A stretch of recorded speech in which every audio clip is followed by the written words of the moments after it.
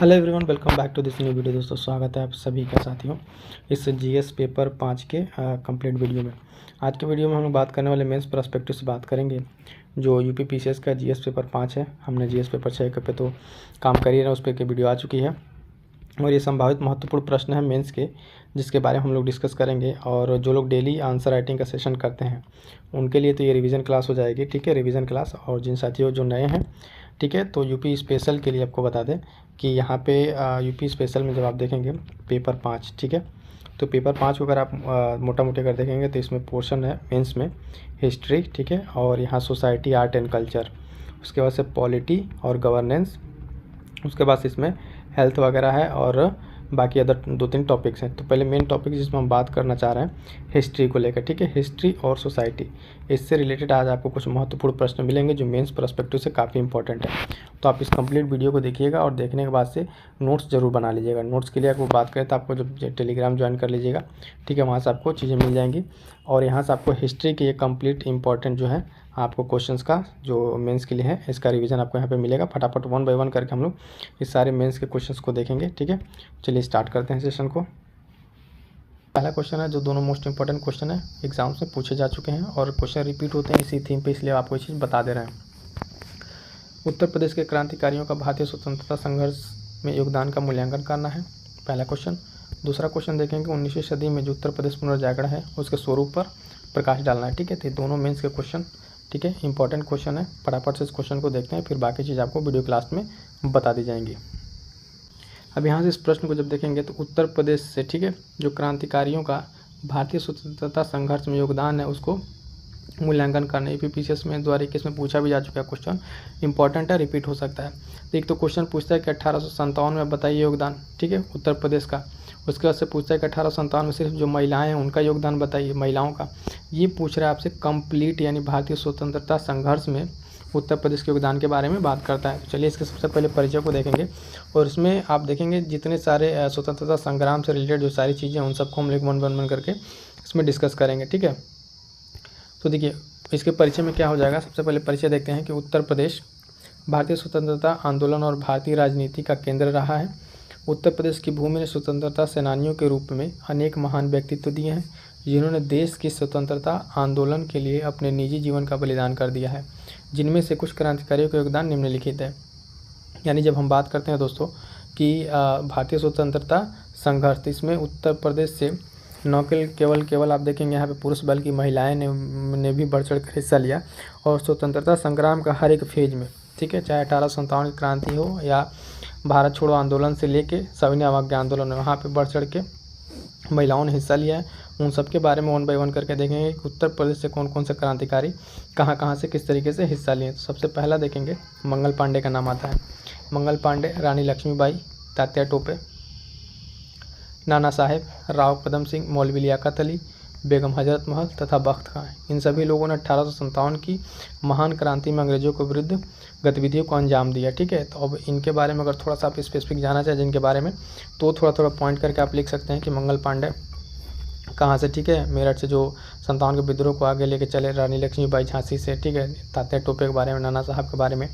तो इन सब चीज़ों को आप थोड़ा करके बता सकते हैं, ठीक है। अगर क्वेश्चन आप देखें किसमें 250 शब्दों में, लगभग 200 शब्दों 12 नंबर का पूछा हुआ है, तब अगर 8 नंबर में है तो 125 शब्दों में आपको लिखना रहेगा। तो थोड़ा सा ब्रीफ करते हुए आगे बढ़ जाएंगे। अगला पॉइंट है मौलाना मोहम्मद अली और मौलाना शौकत अली ने इस आंदोलन में मुस्लिमों का नेतृत्व किया और उन्हें आंदोलन से जोड़ा, ठीक है। तो ये 2 नाम भी याद रखें। गाजीपुर जिले के स्वामी सहजानंद सरस्वती ने ऑल इंडिया किसान सभा की स्थापना कर किसानों को ब्रिटिश नीतियों के विरोध के लिए संगठित किया। इन पे अलग से भी क्वेश्चन पूछा जा चुका है। स्वामी सहजानंद, ठीक है, स्वामी सहजानंद सरस्वती काफ़ी इम्पोर्टेंट पर्सनालिटी हैं। तो देखेंगे इनके बारे में कि इन्होंने ऑल इंडिया लेवल पे किसान सभा गठन की जिससे किसानों को एक साथ लाए।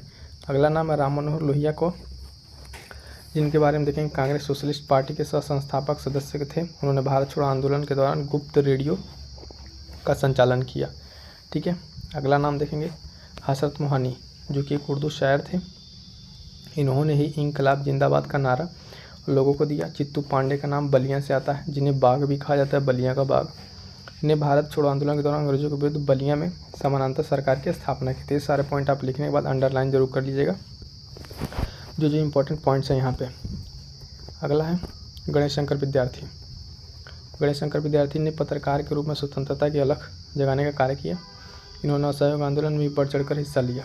ठीक है, बाकी अन्य नामों में अगर देखेंगे चंद्रशेखर आज़ाद, राजेंद्र लाहिड़ी, राम प्रसाद बिस्मिल आदि हिंदुस्तान रिपब्लिक एसोसिएशन से जुड़े थे। तो क्वेश्चन की बेसिकली डिमांड क्या थी कि पूरे भारतीय स्वतंत्रता संग्राम में जो इनके संघर्ष थे उनके योगदानों को बताना था।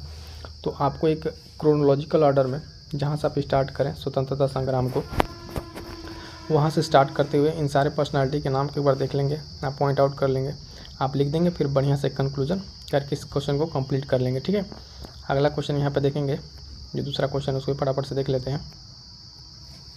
19वीं शताब्दी में, ठीक है, सदी में अगर बात करें उत्तर प्रदेश पुनर्जागरण के स्वरूप जो था उस पर प्रकाश डालना है। PPCS 2022 का क्वेश्चन पूछा हुआ, ये भी मेंस का है, इंपॉर्टेंट है। ठीक है, ये भी GS पेपर 5 से ही रिलेटेड है, तो ध्यान दीजिएगा क्वेश्चन पे। कह रहा है कि पुनर्जागरण के स्वरूप पर प्रकाश डालना है। सबसे पहले इसका देखते हैं क्या, इसका परिचय के बारे में अगर आप देखेंगे परिचय में क्या कर रहा है, 19वीं सदी, ठीक है, भारत में धार्मिक एवं सामाजिक पुनर्जागरण की सदी माना गया है। पाश्चात्य शिक्षा से प्रभावित होकर लोगों ने हिंदू सामाजिक रचना, धार्मिक रीति रिवाज, परंपराओं को तर्क की कसौटी पर कसना आरंभ किया, जिससे सामाजिक एवं धार्मिक आंदोलन का जन्म होता है। ठीक है, तो ये कैसे स्टार्ट हुआ, आप देखेंगे कि लोग वहाँ पे क्या कहते हैं ना, लॉजिकल होने लगे चीज़ों का रीजन ढूंढने। तो इस तरीके से चीज़ें स्टार्ट होती हैं। 1813 में जो चार्टर एक्ट अधिनियम आता है, उसके बाद से ब्रिटिश सरकार ने अपने औद्योगिक हितों और व्यापारिक लाभ के लिए, ठीक है, उसको सीमित करने के लिए प्रयास किया, और जिससे परिणाम स्वरूप कालांतर में सामाजिक एवं धार्मिक आंदोलन का जन्म हुआ। तो स्टार्टिंग कहाँ से हुई, 1813 के चार्टर एक्ट के बाद से स्टार्ट होती है, जब उसने अपने ब्रिटिश सरकार ने अपने हितों को साधने के लिए बहुत सारी चीज़ों में इंटरफेयर करना शुरू कर दिया। इसमें एक मत है हीगल के अनुसार, अगर आप देखेंगे पुनर्जागरण के बिना कोई भी धर्म संभव नहीं है। ठीक है, यानी पुनर्जागरण के बिना कोई धर्म संभव नहीं है, ये हीगल का एक स्टेटमेंट है। आगे देखते हैं इसके बारे में, इस क्वेश्चन से रिलेटेड। अब देखिए, उत्तर प्रदेश में पुनर्जागरण के निम्न स्वरूप को देखने को मिल रहा है। ठीक है, उत्तर प्रदेश में किस तरीके से ये इम्पैक्ट किया उसके बारे में देखिए।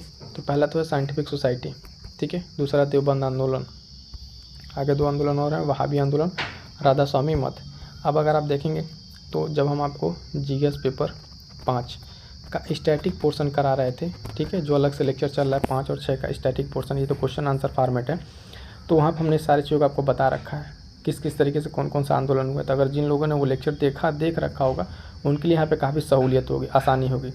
तो जिन लोगों ने नहीं देखा, एक बार जाकर वहाँ से उस लेक्चर को जरूर देख लीजिएगा। प्लेलिस्ट बनी हुई है पेपर 5 और पेपर 6 के स्टैटिक पोर्शन से, वहाँ पे स्टैटिक पोर्शन कवर है। यहाँ पर आप सिर्फ आंसर के फॉर्म में देखेंगे इस पॉइंट को। तो पहला जब देखेंगे हम साइंटिफिक सोसाइटी, इसके बारे में क्या है कि सर सैयद अहमद खान ने मुस्लिम समाज में व्याप्त बुराइयों को दूर करने के लिए सन 1864 में साइंटिफिक सोसाइटी की स्थापना की, और दास व्यवस्था और पीरी मुरीदी, ठीक है, पीर को गुरु मानकर जो किया जाता है, ठीक है, उन्होंने इस चीज़ का विरोध किया। किसका विरोध किया, पीरी मुरीदी का पॉइंट याद रखेंगे। और क्या क्या इसमें सर सैयद अहमद खान द्वारा स्टार्ट किया गया साइंटिफिक सोसाइटी 1864, और पीरी मुरीदी का विरोध किया। ठीक है, तो ये सब पॉइंट आपको प्रीलिम्स में भी काम आने वाले हैं।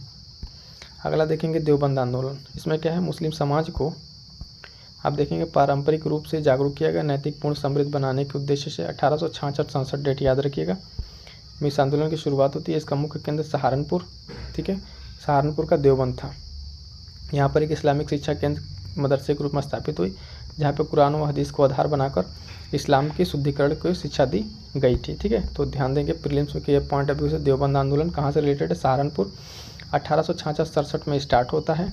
ठीक है, और ये किसके लिए है, कहाँ पे, देवबंद, और ये इस्लामिक शिक्षा को आगे बढ़ाने के लिए किया गया। तीसरा देखेंगे वहाबी आंदोलन, 1830 में स्टार्ट होता है और 60 तक चला। आंदोलन के प्रवर्तक रायबरेली के सैयद अहमद हैं। आंदोलन भी एक मुस्लिम समाज सुधारक आंदोलन था। ठीक है, वहाबी आंदोलन भी एक क्या था, मुस्लिम सुधार आंदोलन था, 1830 में स्टार्ट हुआ वहाबी आंदोलन। ठीक है, रायबरेली से स्टार्ट होता है। राधा स्वामी मत के बारे में देखेंगे। राधा स्वामी मत, इस मत की स्थापना 1861 में हुई, शिवदयाल साहब के द्वारा। शिवदयाल सिंह साहब आगरा में करते हैं इसकी स्थापना। इस मत के अनुयायी हिंदू एवं सिख दोनों थे। इस मत में कुल नकली गुरुओं और आडम्बरों की निंदा की गई। ठीक है, तो ये तो मेन पॉइंट है जो 4 उत्तर प्रदेश स्पेशल में 1861 इनका, राधा स्वामी मत, शिवदयाल सिंह, आगरा। तो ये 4 पॉइंट ध्यान रखिए, कई बार आपको ये पॉइंट सीधे सीधे प्रीलिम्स और मेंस दोनों में काम आने वाले हैं। नोट्स इसके एज इट इज़ बना लीजिएगा। इस प्रकार अब देखेंगे यहाँ पे फाइनल स्वतंत्रता संग्राम जो सेनानी है एनी बेसेंट, 1898 में वाराणसी में सेंट्रल हिंदू कॉलेज की स्थापना की। ठीक है, जिससे आगे चलकर पंडित मदन मोहन मालवीय द्वारा समर्पित किया गया, आगे उसको बढ़ाया गया। इस कॉलेज की प्रेरणा से 1916 में काशी हिंदू विश्वविद्यालय की स्थापना होती है। इस प्रकार अगर आप देखेंगे 19वीं शताब्दी में उत्तर प्रदेश विभिन्न क्षेत्रों में पुनर्जागरण के लिए सामाजिक, धार्मिक और नैतिक सुधार किया, जो आगे चलकर भारतीय समाज को विकसित करने में क्या हुआ, सहायक सिद्ध हुआ। ठीक है, तो ये सारे पॉइंट्स आप याद रखेंगे किससे रिलेटेड, इसमें पुनर्जागरण से रिलेटेड। यहाँ पे आपके जो 2 क्वेश्चन हैं लगभग कंप्लीट हो जाते हैं। कि मेंस के साथ साथ दोस्तों अब आपके प्रीलिम्स के लिए भी, यूपीपीसीएस प्रीलिम्स के लिए भी जीएस कंप्लीट शेड्यूल आ गए टेस्ट सीरीज की। इस टेस्ट सीरीज में कंप्लीट सेक्शन वाइज हम आपको सारे टेस्ट कराएंगे। ठीक है, जिसमें आपको प्राचीन इतिहास, मध्यकालीन इतिहास, मॉडर्न इतिहास ये सब मिलेंगे। आधुनिक भारत, भूगोल, अर्थव्यवस्था, विज्ञान, पर्यावरण, उत्तर प्रदेश है ना, और राज्य व्यवस्था, ये सब करंट अफेयर। इसमें क्या क्या आपको अभी अवेलेबल है, चैनल पर जाकर देखेंगे तो करंट अफेयर आपको अवेलेबल हो जाएगा जनवरी से, क्योंकि जनवरी से करंट अफेयर इंपॉर्टेंट है पीसीएस 2024 के लिए। ठीक है, तो इसको आप अभी से कंप्लीट करते जाइए, नोट्स बनाते जाइए। साथ ही साथ अगर आप देखेंगे तो ज्योग्राफी का हो गया है, पॉलिटी की भी वीडियो आ गई है, और उत्तर प्रदेश का स्पेशल हो चुका है।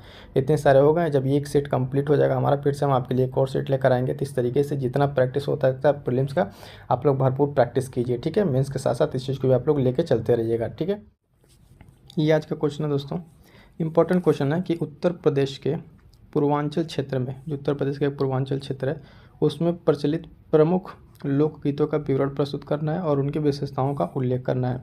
क्वेश्चन इंपॉर्टेंट क्यों है, क्योंकि पीपीसीएस में 2022 में पेपर 1 में पूछा जा चुका है। ठीक है, तो इसलिए क्वेश्चन इंपॉर्टेंट है। और यहाँ से पूर्वांचल के जो सारे चीज़ें हैं, उस जो लोकगीत से रिलेटेड है, उन सारी चीज़ों को हम लोग 1 बाय 1 करके देखेंगे।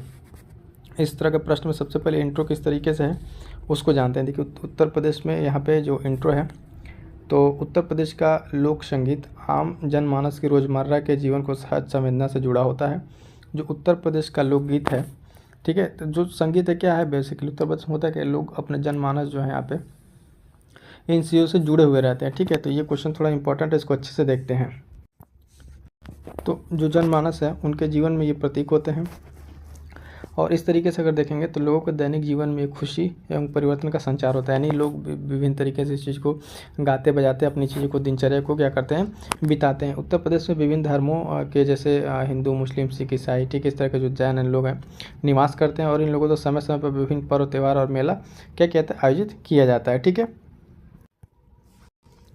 तो जो उत्तर प्रदेश का जो लोकगीत है, संगीत, वो काफ़ी पुराना माना जाता है। ठीक है, पुराना माना जाता है और विविधता से पूर्ण, यानी बहुत तरीके से उसमें डाइवर्सिटी है, अलग अलग तरीके से उसमें उसको पेश किया जाता है। उत्तर प्रदेश के पूर्वांचल क्षेत्र पर बात करेंगे। पूर्वांचल क्षेत्र में जो चीज़ें हैं, पूर्वांचल क्षेत्र में विविध लोकगीतों की परंपरा है जो निम्न है। पहले यहाँ पे एक आपको बता दें कौन कौन से यहाँ पे पूर्वांचल में लोकगीत हैं। ठीक है, तो पूर्वांचल क्षेत्र के प्रमुख लोकगीत जिसमें आप देखेंगे जो कुछ फेमस, उसमें तो पहले तो कजरी, ठीक है, बिरहा, ये सब तो सुने होंगे, फाग है ना, सोहर एवं बधाई गीत, सोहनी, रोपनी, गारी, नटका, ठीक है, नकटा और चैती, ये सब क्या है यहाँ के फेमस गीत है। अब यहाँ जो क्वेश्चन पूछा है कि इन सब गीतों के साथ साथ इनकी विशेषताओं को बताना है, और उसके बाद से इन सब की विशेषताओं को बताते हुए इसका हमें इस पर कंप्लीट इस पर नोट लिखना है। ठीक है, तो अब इसके बारे में 1 बाय 1 करके देखते हैं।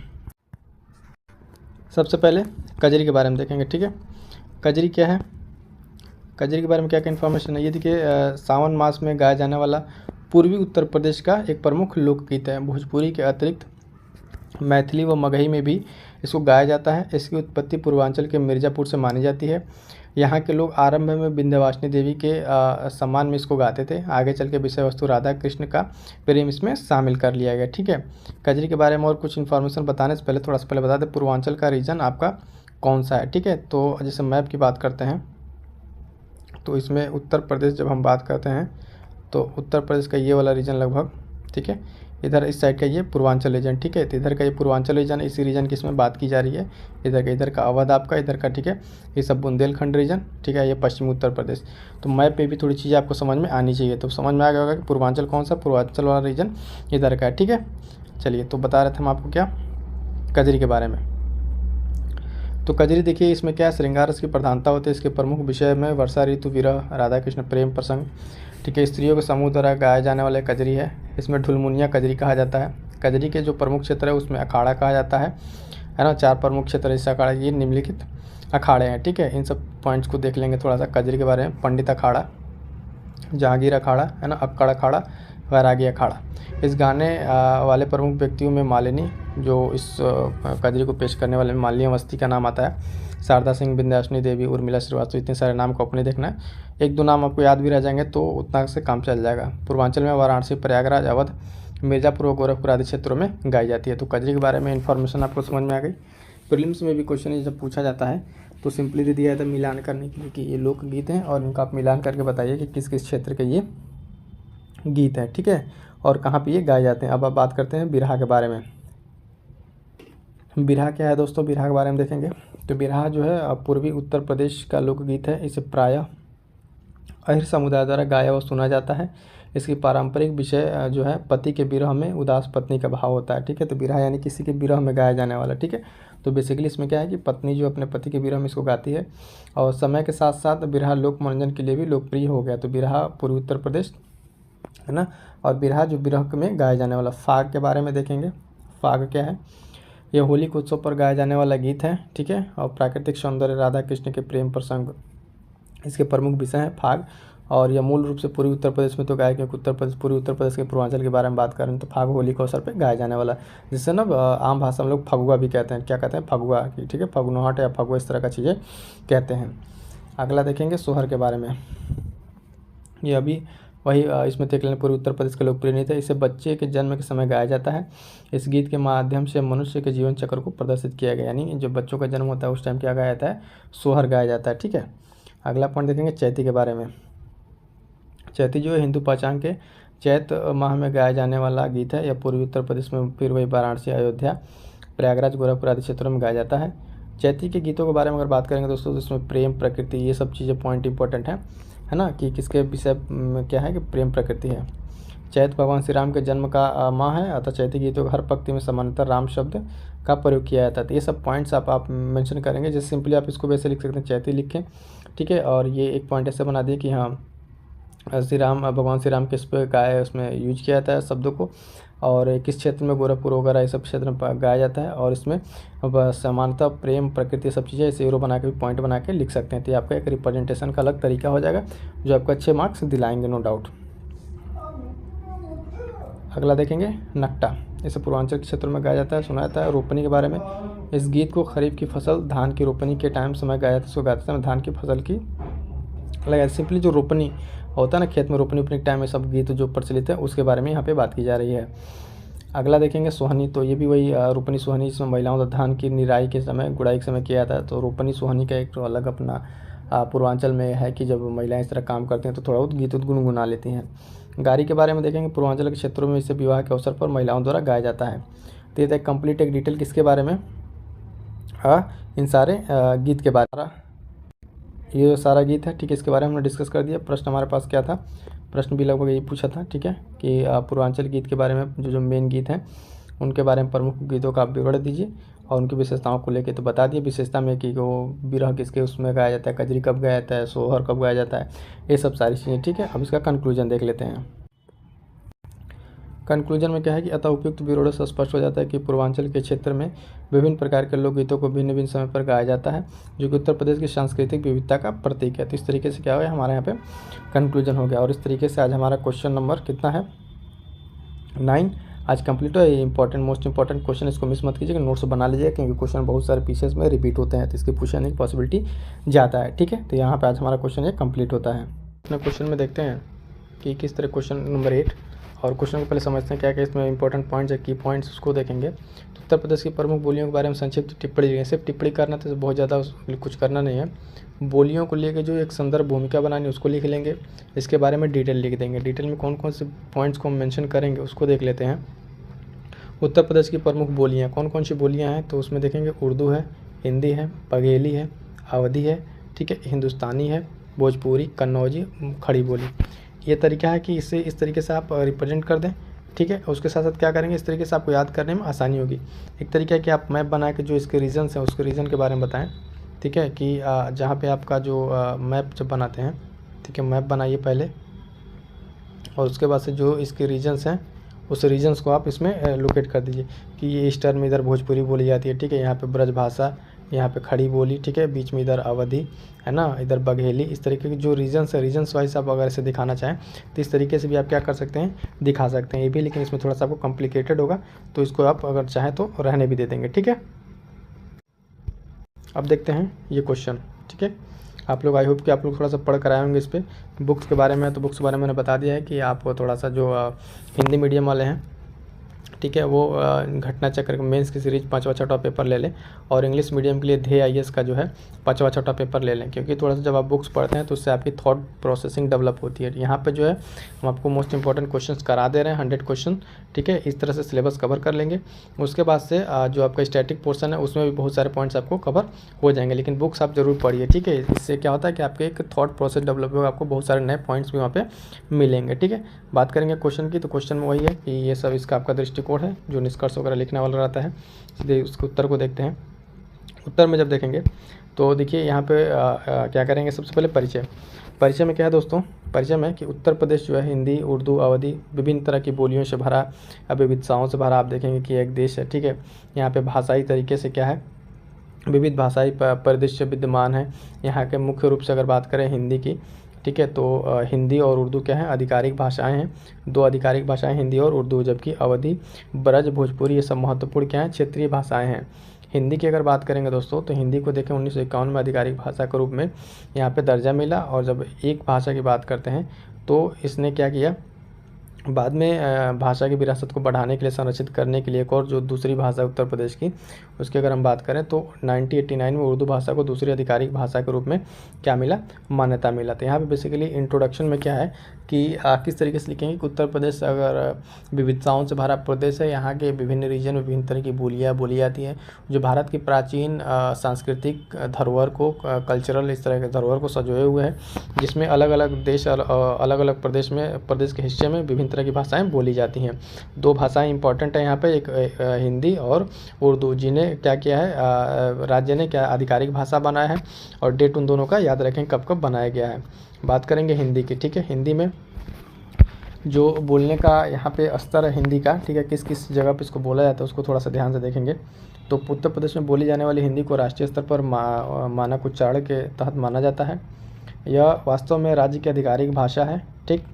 और इसके योगदान में अगर हम देखेंगे, हाँ यहाँ से देखिए, ठीक है, तो उत्तर प्रदेश के कई लेखकों जैसे कवि भारतेंदु हरिश्चंद्र, मुंशी प्रेमचंद, महादेव वर्मा, ये सब हिंदी के कवि रहे, निराला है ना, हरिवंश राय बच्चन, तो ये सब क्या करेंगे, साहित्यकारों का योगदान हिंदी के विकास में यहाँ पे दे सकते हैं, क्योंकि ये उत्तर प्रदेश से रिलेटेड है। तो उत्तर प्रदेश में जब हिंदी की बात आ गई तो क्या करेंगे, ये इसके क्या क्या पॉइंट है कि ये राष्ट्रीय स्तर की मतलब यहाँ पे भाषा है, आधिकारिक भाषा है, ठीक है, जिसका उपयोग प्रशासन के उपयोग के लिए किया जाता है, प्रशासनिक के लिए।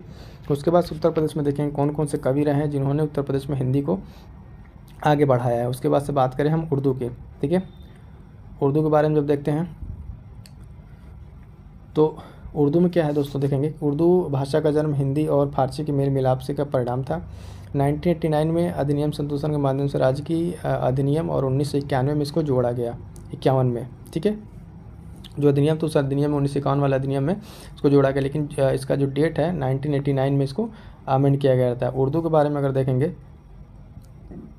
तो उर्दू की व्याकरणिक संरचना जो है पश्चिमी शोरसेनी अम्प्रभंश है। उर्दू शायर में अगर कोई जो इंपॉर्टेंट है, फिराक गोरखपुरी, गालिब है ना, जोश मलिहाबादी, शकील बदायूनी, ये सब लोग क्या हैं, उर्दू से रिलेटेड हैं।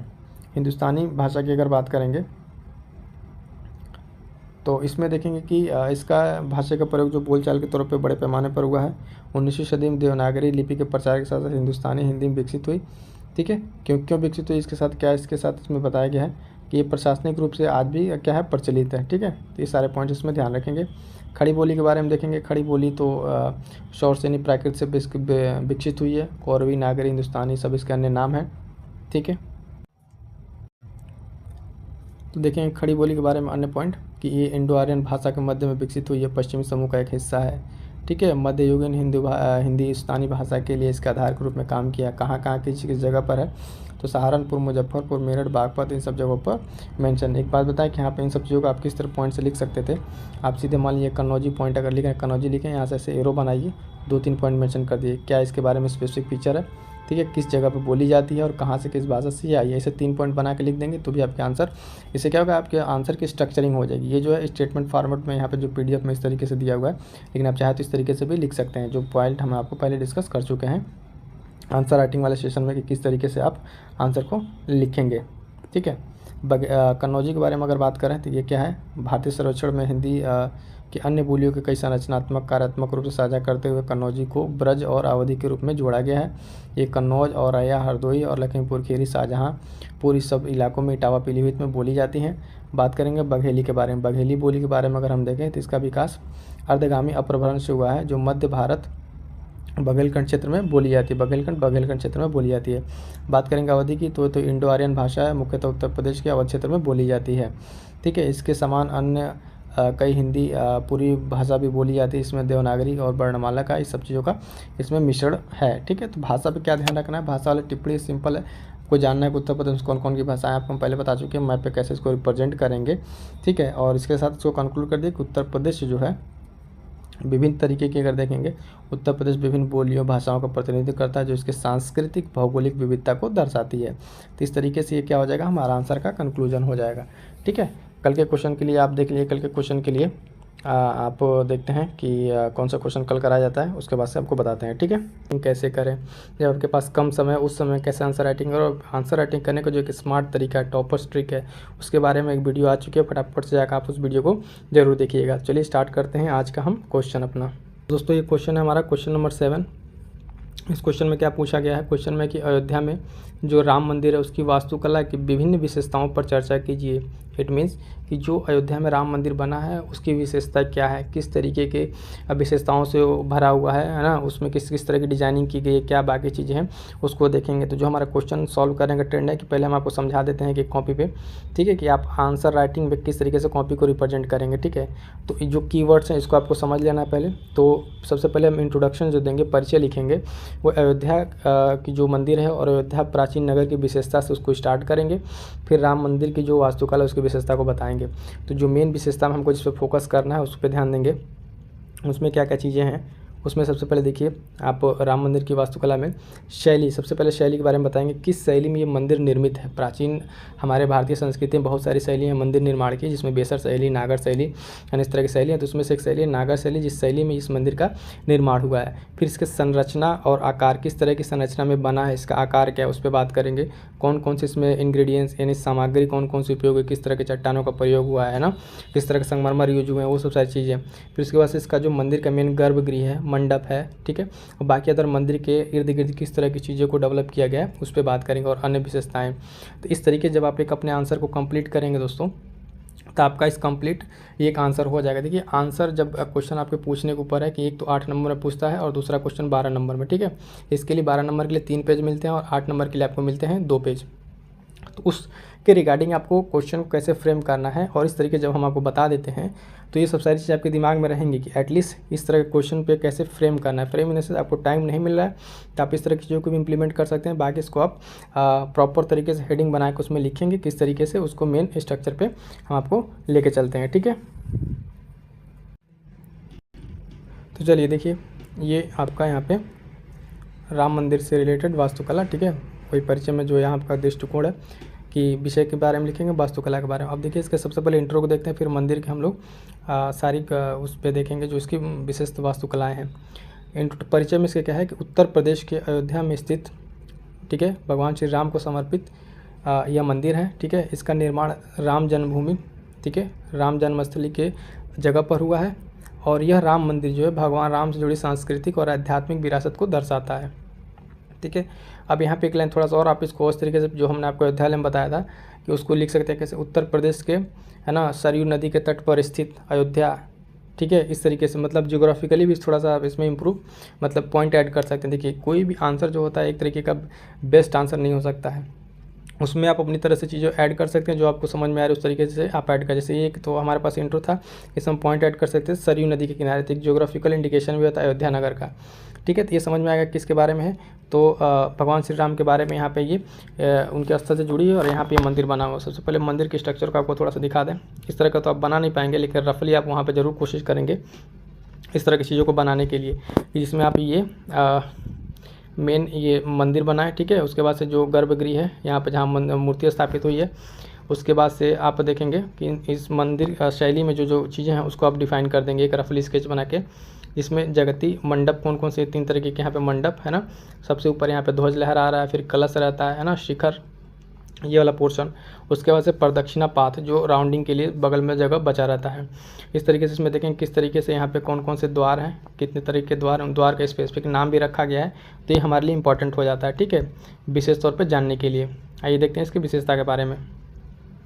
राम मंदिर की वास्तुकला की विशेषता, सबसे पहले शैली के बारे में जानें तो शैली वही हमने आपसे बताया कि मुख्य रूप से नागर शैली जिसमें निर्मित है, जिसमें ऊंचा शिखर और ऊंचा आधार है, जिसमें द्रविड़ शैली के तत्व भी शामिल है। अब इसमें देखिए इसको इतना स्पेसिफिक बनाया गया है, इसमें नागर शैली के साथ साथ दोस्तों क्या इसमें स्थित है, आपको द्रविड़ शैली के भी कुछ तत्व मिलेंगे। बात करते हैं इसमें कौन कौन सी सामग्री यूज हुई है, उस पर ध्यान दीजिएगा।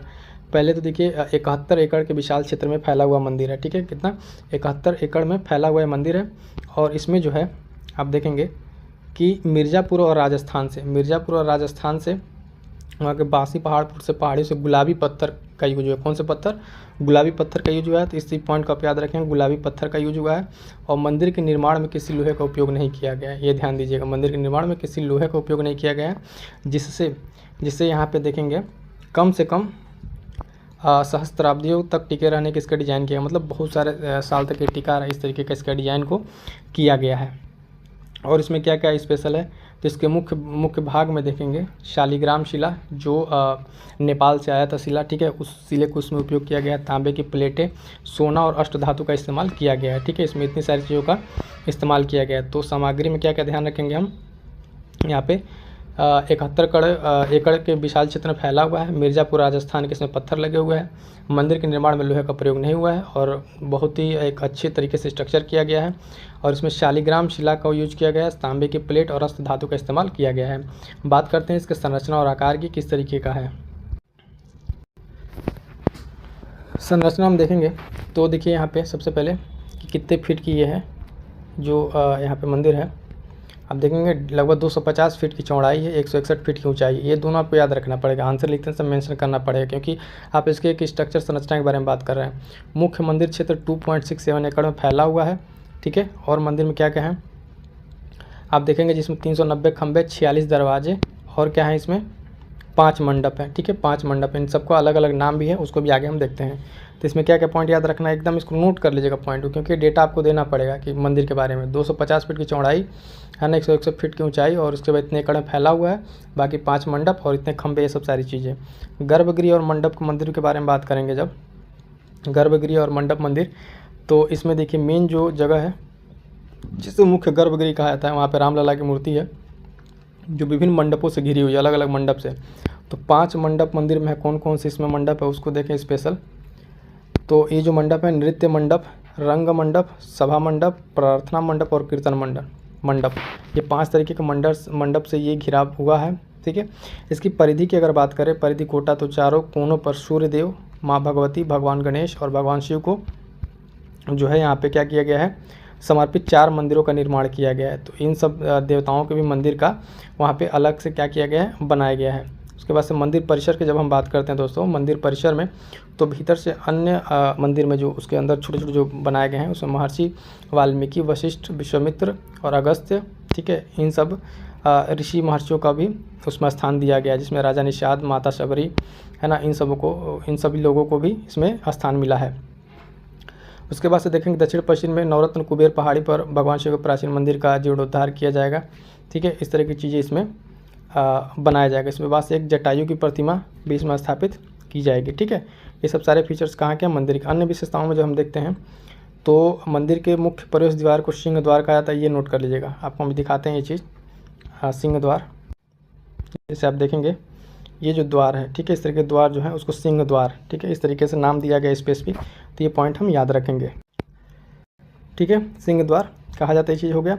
इसके प्रवेश द्वार में रामायण प्रमुख पात्रों की मूर्ति और प्रतिमाओं की एक श्रृंखला है। पूरे परिक्रमा पथ पर पैदल मार्ग स्तंभ में वाल्मीकि रामायण की लगभग 100 घटनाओं को घेरा गया है और विचार राम कथा दर्शन प्रस्तुत करने का है। ठीक है, तो ये हो गई सारी विशेषताएं। यहाँ पे कंक्लूजन में आप क्या लिख सकते हैं कि ये जो राम मंदिर बना है ये भारत की प्राचीन विरासत सांस्कृतिक को धरोहर को एक लंबे समय तक संजोने के लिए और जो इकोनॉमिक पर्सपेक्टिव से भी प्रदेश की इकोनॉमी को क्या करेगा, ये उसमें बल देगा। ठीक है, तो इस तरीके से हमारा क्या हो जाएगा, ये इसका कंक्लूड आंसर हो जाएगा। समझ में आया इस क्वेश्चन को पूरे।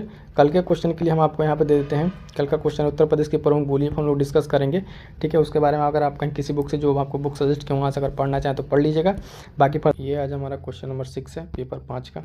ठीक है, क्वेश्चन क्या है कि 1857 के स्वतंत्रता संग्राम में उत्तर प्रदेश की महिलाओं का विशेष योगदान रहा, इस बात पे टिप्पणी करना है। यानी जो 1857 क्रांति हुई है उसमें अगर हम देखेंगे तो उत्तर प्रदेश का तो एक अहम रोल रहा है पूरी तरीके से, लेकिन उसमें भी स्पेशली पूछा है कि महिलाओं का क्या रोल रहा है। ठीक है, तो उसको अभी हम एक क्वेश्चन आंसर के फॉर्मेट में आप हमको समझा देते हैं, फिर आपको डिटेल आंसरिंग कर देंगे। वही हमारा अप्रोच क्या होगा, यहाँ पे देखेंगे 1857 की भूमिका को स्पष्ट करेंगे उत्तर प्रदेश में। मुख्य भाग में महिलाओं का जो पूरा योगदान उसको बताएंगे, फिर निष्कर्ष लिखकर अपने आंसर को कंक्लूड करेंगे। फ्लो चार्ट के माध्यम से किस तरीके से आप इसको रिप्रेजेंट कर सकते हैं उसको हम आपको बता दें। देखिए, सबसे पहले कि 1857 के विद्रोह में उत्तर प्रदेश की महिलाएं कौन कौन सी महिलाएं रही हैं उनका पहले यहाँ पर नाम मेंशन कर दें। इस तरीके से एक चार्ट बना देंगे तो होगा का एग्जामिनर को रीड करने में इजी होगी, जिससे आपके मार्क्स अच्छे हो जाएंगे। यही फ्लो चार्ट है जिसको कहा जाता है बार बार कि आप आंसर राइटिंग में यूज कीजिए। तो इंट्रो के बाद से इस तरीके से बना लेंगे, चीज़ें बेहतर हो जाएंगी। चाहे तो आप मैप के माध्यम से भी कर सकते हैं, उसको भी अभी हम आपको एक्सप्लेन करते हैं। अब देखिए कौन कौन से लोग इसमें रहे। पहले तो रानी लक्ष्मीबाई आ जाएंगी। ठीक है, उसके बाद से एक नाम है झलकारी बाई का, बेगम हजरत महल लखनऊ से आप जानते ही हैं, इनके बारे में थोड़ा सा बताना है। रानी लक्ष्मीबाई झांसी है ना, उदा देवी एक है। ठीक है, अजीजन बाई करके एक नाम आता है, कुमारी मैना नाम आता है ना, सरस्वती बाई लोधी। अब आप जब प्री का पढ़ते हैं ना दोस्तों, प्रीलिम्स का जब पढ़ते हैं तो उस समय आपको सिर्फ 2 ही नाम हमें जहाँ तक हमें लग रहा है, आप ये बेगम हजरत महल जानते होंगे और रानी लक्ष्मीबाई जानते होंगे। तो सिर्फ ये 2 पॉइंट्स तो काम चलेगा नहीं। अब यहाँ पे और भी जो उत्तर प्रदेश की महिलाएं हैं जिनका योगदान रहा है, बहुत ज़्यादा चर्चा में नहीं रही हैं, वो इन सब नाम हैं। ठीक है, जिसमें अजीजन बाई, कुमारी मैना, सरस्वती बाई लोधी, इन लोगों के बारे में भी हमें वहाँ पे मेंशन करना है। इस तरीके से इनके बारे में पूरी डिटेल कर देंगे, आंसर के मेन बॉडी तैयार हो जाएगा, कंक्लूजन कर देंगे। और उसके बाद से चाहे तो एक मैप बना के, जो हर बार हम आपसे कहते हैं, ठीक है, कि आप एक उत्तर प्रदेश का अगर आप देखें तो मैप ज़रूर बनाएं। ठीक है, मैप बना के अगर आप देखेंगे, ठीक, जो भी बने उसको बना के बॉक्स में कीजिए। हम हर बार आपसे कहते हैं उस पर लोकेट करना है, पॉइंट्स को लोकेट कर दिए कि यहाँ लखनऊ में ये, यहाँ बनारस, ठीक है, बनारस यहाँ पे कुशीनगर, तो जो जो जहाँ स्पॉटेड रहे उसको पहले भी हम इस चीज़ को बता चुके हैं, आप इस तरह से लोकेट कर लें। ठीक, तो एक क्वेश्चन का आंसर क्या आपको समझ में आ गया पूरे 6 क्वेश्चन की स्ट्रक्चर बॉर्डिंग। अब चलिए इसको डिटेल में आपको हम एक्सप्लेन कर। क्वेश्चन हो जाएगा हमारा ये उत्तर प्रदेश महिलाओं का योगदान। ठीक है, अप्रोच वही है जो हमने आपसे डिस्कस कर दिया कि अप्रोच किस तरीके से रहेंगे। फटाफट से इसको उत्तर को देखते हैं और उत्तर में इंट्रोडक्शन कैसे लिखा जाएगा उसको देखते हैं। इंट्रोडक्शन में क्या है, देखिए कि 1857, थोड़ा सा जूम कर लेते हैं।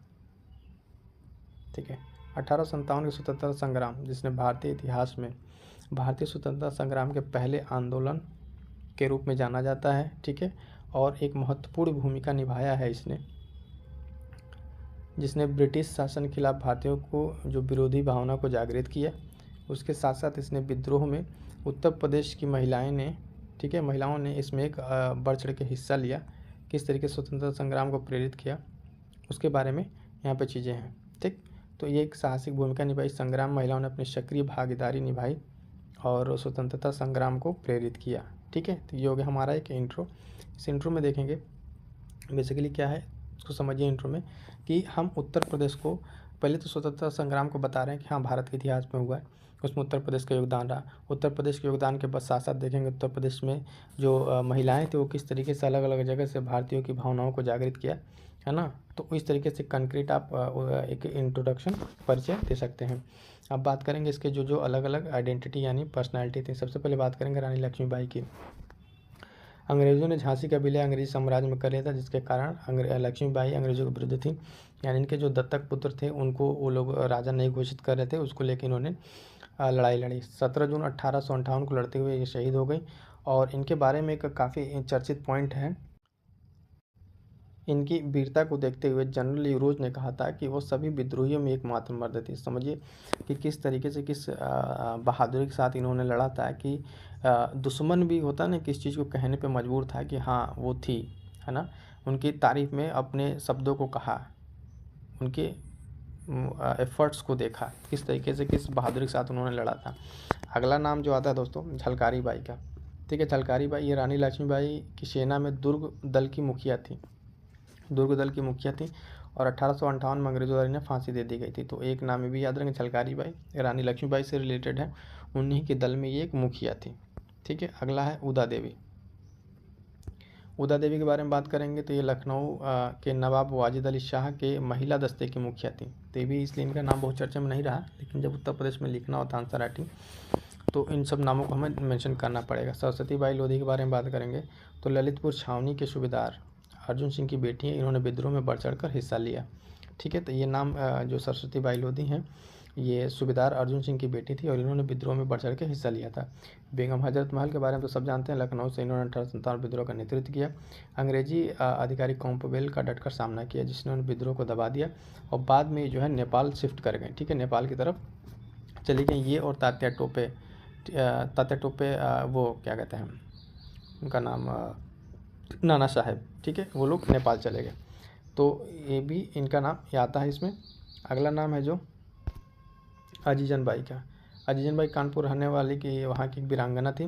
नाना साहब और तात्या टोपे के साथ इन्होंने 1857 की विद्रोह में महत्वपूर्ण भूमिका निभाई। तो अजीजन बाई कहाँ से हैं, कानपुर से थी और नाना साहब और तात्या टोपे के साथ मिलकर महत्वपूर्ण भूमिका निभाई हैं। कुमारी मैना के बारे में बात करें, कुमारी मैना तो वे नाना साहब की दत्तक पुत्री थी, ठीक है, नाना साहब की दत्तक पुत्री कुमारी मैना। और नाना साहब जब कानपुर में अंग्रेज उसको खिलाफ कर रहे थे, है ना, तो स्त्रियों बच्चों को गिरफ्तार करके ये सब किया था वहाँ पे। तो भेजने में वहाँ पे जो महिलाओं को वापस भेजने की योजना तैयार रही, कुमारी मैना ने इसमें दायित्व निभाया। यानी देखें कुमारी मैना जो कानपुर से रिलेटेड चीज़ें थी वहाँ पे स्त्रियों और बच्चों को देखने में काफ़ी महत्वपूर्ण भूमिका निभाई थी। तो ये तो हो गया दोस्तों जो 4-5 नाम हैं हम आपको बता दिए, ठीक है, डिटेल में यहाँ पे सारे नाम। अब एक कंक्लूजन की बात आती है तो इस कंक्लूजन में सिंपल सा आप लिख देंगे कि उत्तर प्रदेश के 1857 संग्राम में शाह समर्थन के साथ अपना योगदान दिया और उपयुक्त उससे क्लियर ही है जो उपयुक्त सारे नाम मेंशन किए। स्वतंत्रता संग्राम को किस तरीके से इन्होंने बढ़ चढ़ कर हिस्सा लिया और उसको आगे बढ़ाया, ठीक है, इसमें महत्वपूर्ण भूमिका निभाई थी। इस तरीके से ये हमारा क्वेश्चन कंप्लीट होता है। कल के क्वेश्चन के बारे में बता दें थोड़ा सा आपको। कल वाला क्वेश्चन जो है अयोध्या का राम मंदिर की वास्तुकला की विशेषता पर चर्चा करने पे आप इस क्वेश्चन को पढ़ कर आइएगा अपनी तरफ से, फिर हम कल क्वेश्चन को डिटेल में एक्सप्लेन कर देंगे। क्वेश्चन नंबर 7, ठीक है। तो ये आज का आपका क्वेश्चन हो गया कंप्लीट। ये वो सारे क्वेश्चन हैं और इन सारे क्वेश्चन को यहाँ पे इस बार रिवीजन कराया जा रहा है क्योंकि बार बार रिवीजन ही आपके लिए क्या होगा, एक की होगा सक्सेस का। क्योंकि रिवीजन आप लोग तो करते नहीं है, ना ही लोग, कुछ ही लोग हैं जो यहाँ से आंसर लिख के इसका सेंड कर रहे हैं, ठीक है। तो जो लोग आंसर सेंड कर रहे हैं उनका तो ठीक है, वो अपना प्रयास कर रहे हैं। जो लोग नहीं कर रहे हैं वो लोग यहाँ से रिवीजन जरूर कर लें। और एक बात बता दें कि आप टेलीग्राम से जुड़ जाइए, वहाँ से जुड़ने के बाद आप अपने आंसर लिख कर वहाँ सेंड कीजिए, ठीक है। वहाँ पर आपके आंसर को चेक किया जाएगा, ठीक है। जो उसमें गलतियाँ जो चीज़ें उसको बताई जाएंगी। तो कुछ मत कीजिए, अगर आप नहीं कर रहे हैं तो फिलहाल तो इतना ही कीजिए कि जो यहाँ पढ़ाया जा रहा है मेंस का जो क्वेश्चन, उसी क्वेश्चन के बार पढ़ के लिख के वहाँ सेंड कीजिए, ठीक है। तो जो नहीं जुड़े टेलीग्राम से जुड़िए। पहले एक बार आप क्वेश्चन हमको बता दें कौन कौन से क्वेश्चन हैं और फिर उसको 1 बाय 1 करके ये कंपाइलेशन वीडियो आप वहाँ पे सारे क्वेश्चन को डिटेल में देखेंगे, ठीक है। पहला क्वेश्चन जो हमारा यहाँ पे उत्तर प्रदेश में हड़प्पा सभ्यता से रिलेटेड था, उसके विस्तार के बारे में चर्चा किया गया है इसमें। दूसरे प्रश्न में उत्तर प्रदेश में आयोजित होने वाले प्रमुख मेलों पर टिप्पणी की गई है, मेलों के बारे में उत्तर प्रदेश के। तीसरे क्वेश्चन में उत्तर प्रदेश के कला और संस्कृति के विकास में वाराणसी के योगदान पर चर्चा किया गया है, ठीक है। तो ये मोस्ट इंपॉर्टेंट सारे प्रश्न हैं। अगले में जैन धर्म के विकास में उत्तर प्रदेश के योगदान पर चर्चा की गई है। 5वां प्रश्न में मथुरा कला शैली की विशेषताओं पे क्या किया गया है उसके बारे में एक्सप्लेन किया गया है, ठीक है दोस्तों।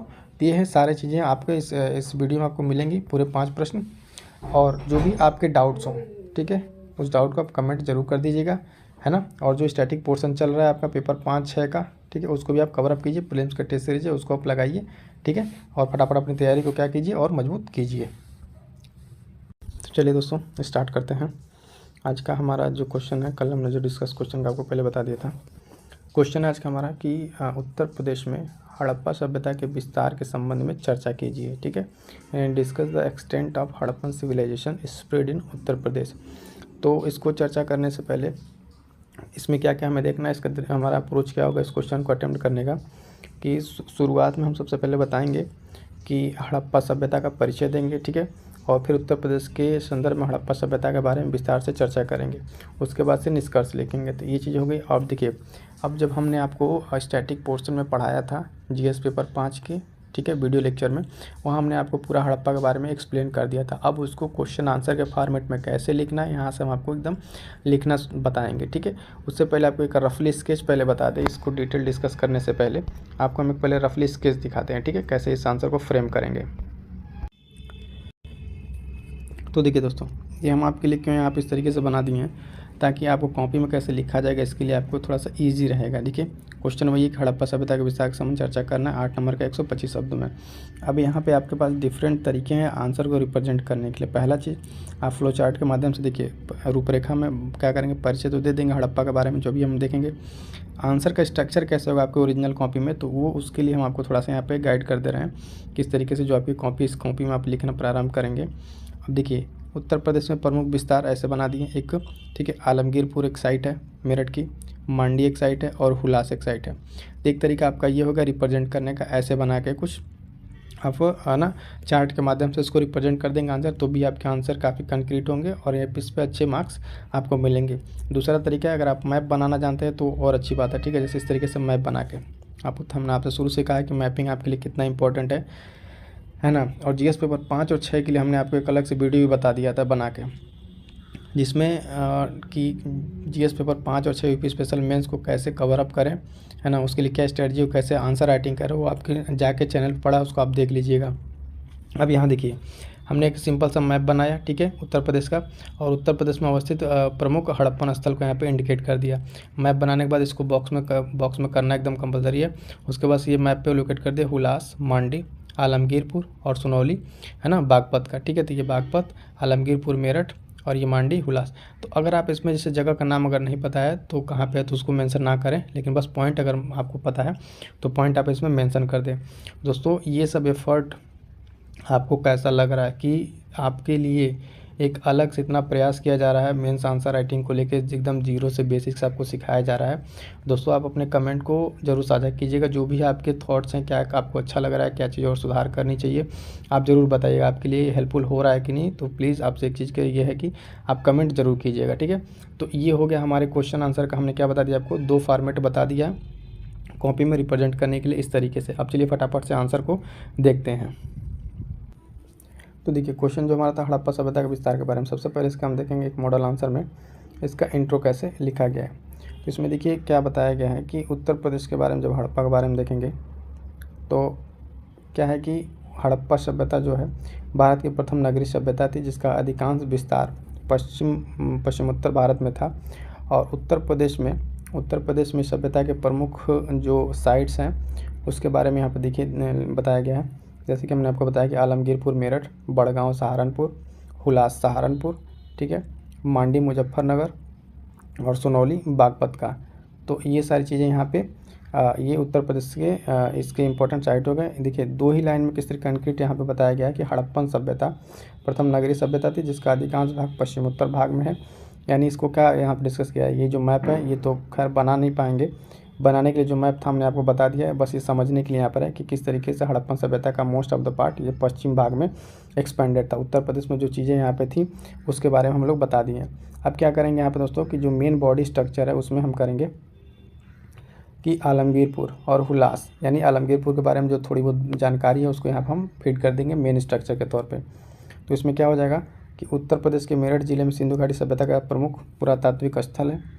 इसे परसाराम का खेड़ा के नाम से भी जाना जाता है आलमगीरपुर को, और ये यमुना नदी के किनारे हड़प्पा का एक स्थल है जो लगभग 3300 ईसा पूर्व से 1300 ईसा पूर्व में यहाँ पे चीज़ें मिली थी। खुदाई के दौरान यहाँ पे क्या क्या चीज़ें मिली हैं, प्रमुख खोजों में छत की टाइलें, कप, फूलदान, मोती और गाड़ियाँ जैसी बहुत सारी चीज़ें यहाँ पे, चीनी मिट्टी की बर्तनें भी यहाँ पे मिली हैं। तो ये चीज़ आपको उसमें मेंशन कर देना है। इस स्थल पर कुबड़ वाला बैल और टूटा हुआ तांबे का ब्लेड भी मिला है। तो अब देखिए कैसे मेंशन किया गया हड़प्पन साइट के बारे में। आलमगीरपुर पहला क्या कि ये कहाँ पर है, ठीक है, कौन सी साइट है, इसका कोई अन्य नाम है वो भी डिस्कस कर दिया। यहाँ पे क्या क्या चीज़ें मिली इसको बता दिया। अब देखते हैं हुलास के बारे में। हुलास के बारे में जब हम बात करेंगे तो ये उत्तर प्रदेश के सहारनपुर ज़िले में स्थित हुलास उत्तरकालीन सिंधु सभ्यता का है। यहाँ से प्राप्त कुछ मृदभांड अन्य स्थलों से प्राप्त हुए संदर्भ मृदभांडों से मिलते जुलते हैं, जिसमें कांच की, मिट्टी के बर्तन, ठीक है, मनके, चूड़ियाँ, है ना, खिलौना, गाड़ी आदि मिलते हैं। तो ये हो गया हुलास के बारे में एक ब्रीफ इंट्रोडक्शन के बारे में, ऐसा मतलब इसकी डिटेलिंग, ठीक है। मांडी के बारे में क्या क्या इन्फॉर्मेशन देखिए, ये मुजफ्फरनगर जिले में स्थित है ना, और जून 2000 में ग्रामीणों द्वारा एक प्राचीन खजाने की खोज की गई थी, ठीक है, जिसमें इसमें क्या क्या और चीज़ें मिली थी।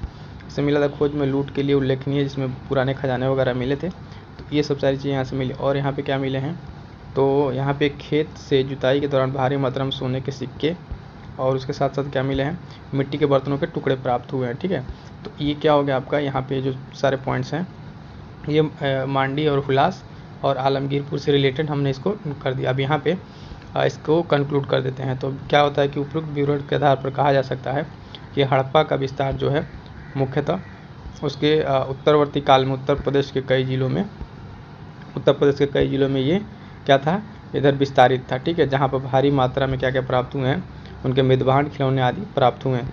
तो ये था एक आपको स्ट्रक्चर, जैसे पूरे इस क्वेश्चन को हमने जब स्टार्ट किया था कि हड़प्पन सिविलाइजेशन का, ठीक है, विस्तार के बारे में, तो जो जो साइट्स हैं उनको आपको बता दिया कैसे लिखना है, और उसके साथ हमने एक रफ बना दिया कि किस तरीके से आप रिप्रेजेंट करेंगे, और इन सबको डिटेलिंग कर दी, और ये आपका यहाँ पे क्वेश्चन कंप्लीट होता है, ठीक है। हम आपको बताते हैं कि वो क्वेश्चन कैसे किस फॉर्मेट में लिखा जाए, कॉपी पे किस तरीके से रिप्रेजेंट किया जाए, ये बताते हैं। देन उसके बाद से उसके पूरे परिचय और उसकी मेन बॉडी स्ट्रक्चर में कैसे कैसे चीज़ों को एक्सप्लेन करना रहता है, वो चीज़ हम आपको बताते हैं। तो फटाफट से देखिए यहाँ पे कि क्वेश्चंस जो है,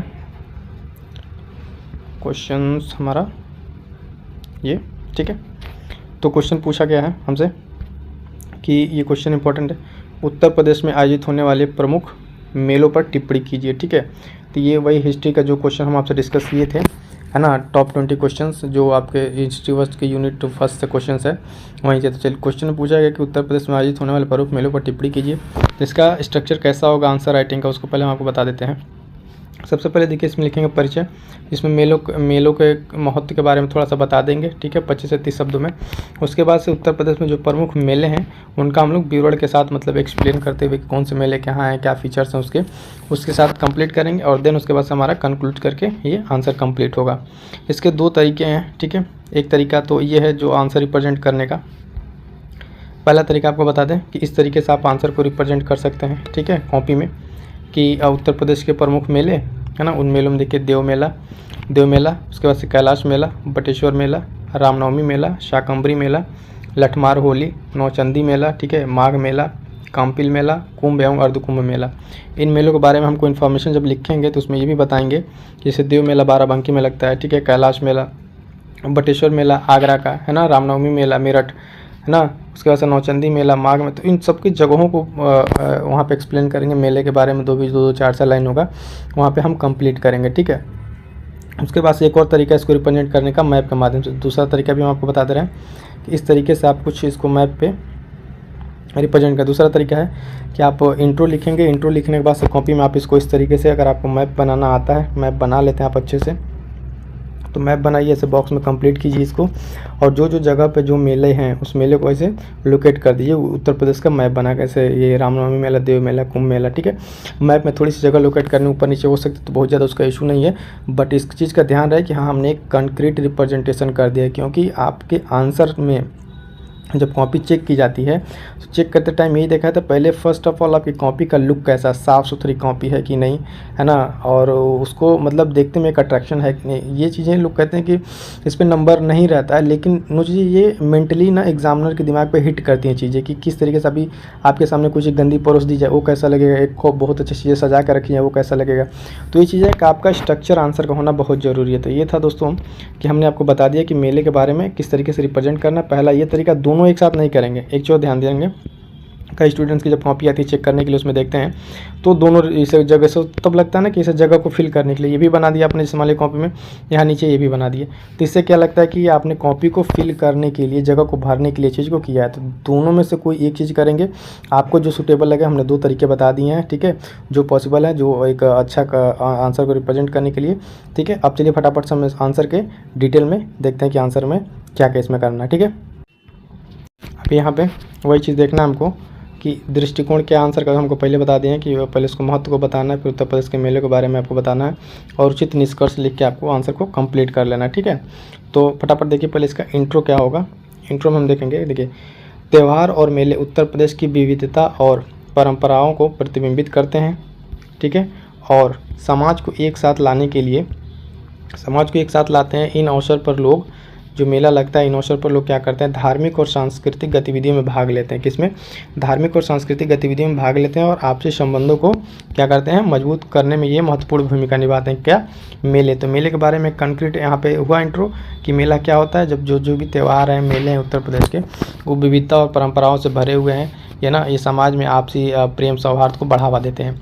ठीक है, अगली हेडिंग में वही चीज़ अब हम यहाँ पे रिप्रेजेंट करेंगे कि मेलों के बारे में। उत्तर प्रदेश के जो महत्वपूर्ण मेले हैं उसमें पहला मेला कुंभ और अर्धकुंभ का मेला। ठीक है, तो इसके बारे में थोड़ी सी डिटेल देखते हैं कुंभ और अर्धकुंभ के मेले के बारे में कि ये मेला भारत में कुंभ और अर्धकुंभ हरिद्वार, प्रयाग, नासिक और उज्जैन में मनाया जाता है। ठीक है, और यह सबसे बड़ा जो है ना हिंदू तीर्थ स्थल है। दूसरा पॉइंट में, यह हिंदू धर्म का सबसे बड़ा तीर्थ स्थल है जहाँ पे लाखों लोग आध्यात्मिक स्नान करने के लिए इकट्ठा होते हैं। ठीक है, इकट्ठा होते हैं। कुंभ मेला जो है कहाँ पे लगता है उसको बता देंगे। नासिक में लगता है। ठीक है, प्रयागराज में, हरिद्वार और उज्जैन में हर 3 साल में लगता है। इन जगहों को मेंशन कर देंगे। यहाँ पे बारी बारी आयोजित होता है। ठीक है, और अर्ध कुंभ मेला जो है ये पूर्ण कुंभ मेले के मतलब हर 6 साल बाद उसमें लगता है, हरिद्वार में लगता है और प्रयागराज में आयोजित किया जाता है। ठीक है, और एक पॉइंट, प्रत्येक 144 वर्ष पर महाकुंभ का आयोजन केवल प्रयागराज में होता है। एक स्पेसिफिक पॉइंट है, तो इसको मेंशन कर देंगे कि 144 वर्ष पर महाकुंभ का आयोजन केवल प्रयागराज में होता है। अगला मेले की बात करेंगे तो काम्पिल मेला, काम्पिल का। ठीक है, इसका आयोजन उत्तर प्रदेश के एटा जिले में काशीगंज तहसील के काम्पिलिया नामक गाँव में किया जाता है। ठीक है, काम्पिलिया नामक गाँव में किया जाता है काम्पिल मेला। यह किस तरीके का मेला है, जो यह एक जैन मेला है और यह शहर जो है 13वें तीर्थंकर ब्राह्मण विमलनाथ की जन्मस्थली के रूप में जाना जाता है। यह मार्च में गंगा नदी के तट पर आयोजित होने वाला 5 दिवसीय मेला है। तो काम्पिल मेले के बारे में थोड़ी इन्फॉर्मेशन, 1-2 पॉइंट देखिए। वहाँ पे ना आंसर लिखते टाइम जरूरी नहीं कि आप इतने सारे पॉइंट, जैसे इसमें अगले में कुंभ मेले में 4 पॉइंट है, इसमें 3 पॉइंट है, तो 1 से 2 पॉइंट आप एरो बना के लिख देंगे, वो भी आपके लिए सफिशियंट होगा। ठीक है, अब बात करते हैं माघ मेले के लिए। ठीक है, माघ मेला के बारे में देखेंगे। माघ मेला क्या है कि यह महीना माघ मेला जो है जनवरी या फरवरी के दौरान प्रयागराज में गंगा यमुना संगम पर लगता है। इसका उल्लेख जो है पुराणों और महाभारत में पौराणिक पुस्तकों में मिलता है। इसके लिए महत्वपूर्ण माना जाता है क्योंकि यह नदी उत्सव का एक जो है हिस्सा है और इसके बारे में जो बृहस्पति विभिन्न राशियों के संक्रमण के बाद से जो एक पौराणिक कथा है कि उसके हिसाब से इसको मनाया जाता है। ठीक है, इस माघ मेले का उल्लेख जो है संगम साहित्य में मिलता है। तमिल साहित्य जो संगम एज का साहित्य है उसमें भी इसका उल्लेख है। अगले मेले की बात करेंगे तो नौचंदी मेला। नौचंदी मेला क्या है? यह नौचंदी देवी की पूजा और संत सैयद सलार को श्रद्धांजलि देने के लिए आयोजित किया जाता है। और इसका आयोजन कहाँ किया जाता है? तो मेरठ में किया जाता है। इसका आयोजन कहाँ पे किया जाता है दोस्तों? तो मेरठ में किया जाता है। ठीक, अगला इसमें है कि इस मेले के बारे में सांप्रदायिक सौहार्द की भावना को आत्मसात करने के लिए इसका आयोजन किया जाता है। ठीक, और इसकी उत्पत्ति जो है 1672 ईस्वी में हुई, जब इसके मुख्य रूप से पशु व्यापारियों के लिए इसको आयोजन किया जाता है। 1 दिवस के रूप में आयोजित किया जाता था। इसके बाद से हर साल विभिन्न गतिविधियों को मतलब जो भी करने के लिए 2 पॉइंट इसमें क्या याद रखेंगे कि यह नौचंदी मेला जो है नौचंदी देवी की पूजा है, सैयद सलार का मेला है। ठीक है, और मेरठ में मनाया जाता है नौचंदी मेला। इतना पॉइंट अगर लिख देंगे तब भी आपके लिए सफिशिएंट होगा। ठीक है, अब बात करते हैं देव मेला की। ठीक है, देव मेला ये कहाँ लगता है? बाराबंकी में लगता है। ठीक है, बाराबंकी जिले में लगता है देवा मेला। ये एक वार्षिक उत्सव है और यह एक सांप्रदायिक सौहार्द की भावना दिखाने के लिए अक्टूबर-नवंबर माह में मनाया जाता है। इस मेले का मुख्य आकर्षण पशु मेला है जो कुशल शिल्पकारों के द्वारा बनाया जाता है। ठीक है, किनके उस पर मनाया जाता है ये? तो वहाँ पे जो है बाराबंकी में हाजी वारिस अली शाह की एक प्रतिष्ठित दरगाह है। ठीक है, वहाँ पे ये मनाया जाता है। तो हाजी वारिस अली की दरगाह पे मनाया जाता है कौन सा मेला? देवा मेला। ठीक है, देवा मेला बाराबंकी।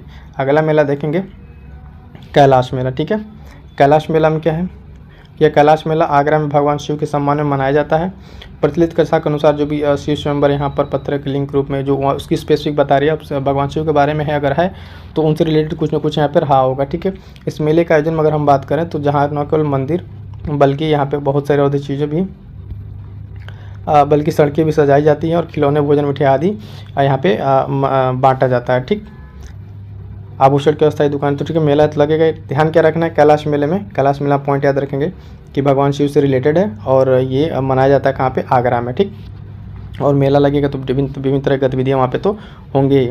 अगला पॉइंट है बटेश्वर मेला। बटेश्वर मेला ये भी आगरा जिले में लगता है, यमुना नदी के तट पर। ये आध्यात्मिक मेला है। इसके बारे में और क्या इन्फॉर्मेशन है, सांस्कृतिक केंद्र, ठीक है।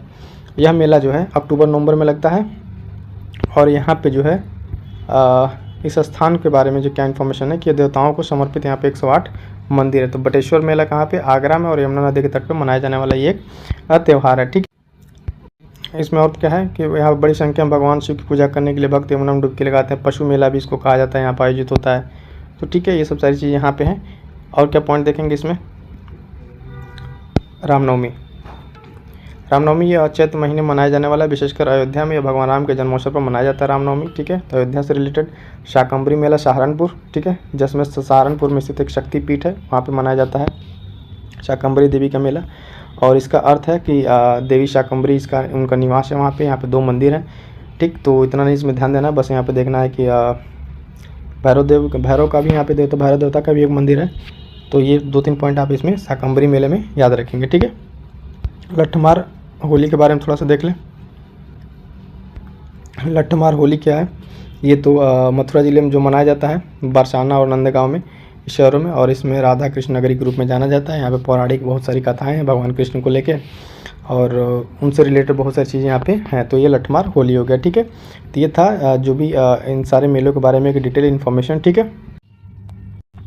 और वही अब यहाँ पे निष्कर्ष की बात करेंगे तो निष्कर्ष में वही लिख देंगे कि उत्तर प्रदेश के मेले जो है आपसी प्रेम सौहार्द भावना को रिप्रेजेंट करते हैं। और इन मेलों के आयोजन से जो है, ठीक है, यहाँ की इकोनॉमी को काफ़ी सपोर्ट मिलता है। इस तरह के लोकल लेवल पे भी इस तरह की चीज़ें होती हैं, एम्प्लॉयमेंट मिलता है, लोगों का रोज़गार बना रहता है। इस तरह की चीज़ें करके इसको कंक्लूड कर लेंगे, ठीक है। ये तो थर्ड आज का कि उत्तर प्रदेश के कला और संस्कृति के विकास में जो वाराणसी है इसके योगदान पर चर्चा कीजिए। यानी उत्तर प्रदेश का जो विकास हुआ है दोस्तों, उसमें वाराणसी किस तरीके से अपना कला और संस्कृति के क्षेत्र में या फिर अदर एस्पेक्ट्स में किस तरीके से वाराणसी का योगदान रहा है उसको देखेंगे। तो सबसे पहले होगा क्या हमारा आंसर में परिचय, वाराणसी के बारे में एक छोटा सा परिचय लिखेंगे।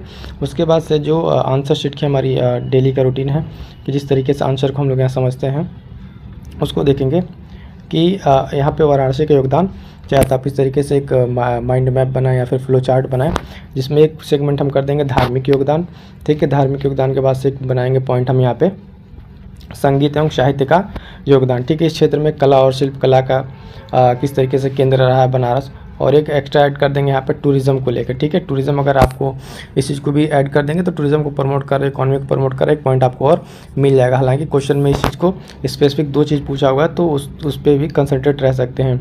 और एक जो चीज़ है कि सर्व विद्या सर्व ज्ञान की राजधानी, ठीक है। किस तरीके से यहाँ पे अगर आप देखेंगे तो बनारस जो है पुरातन संस्कृति को समेटे हुए विश्व कल्चरल हेरिटेज की राजधानी बनी हुई है। और इसको एक क्या करें, एक छोटा सा मैप बना के इसको मैप पे क्या कर सकते हैं, इस तरीके से उत्तर प्रदेश के मैप बना के बनारस को एलोकेट कर देंगे।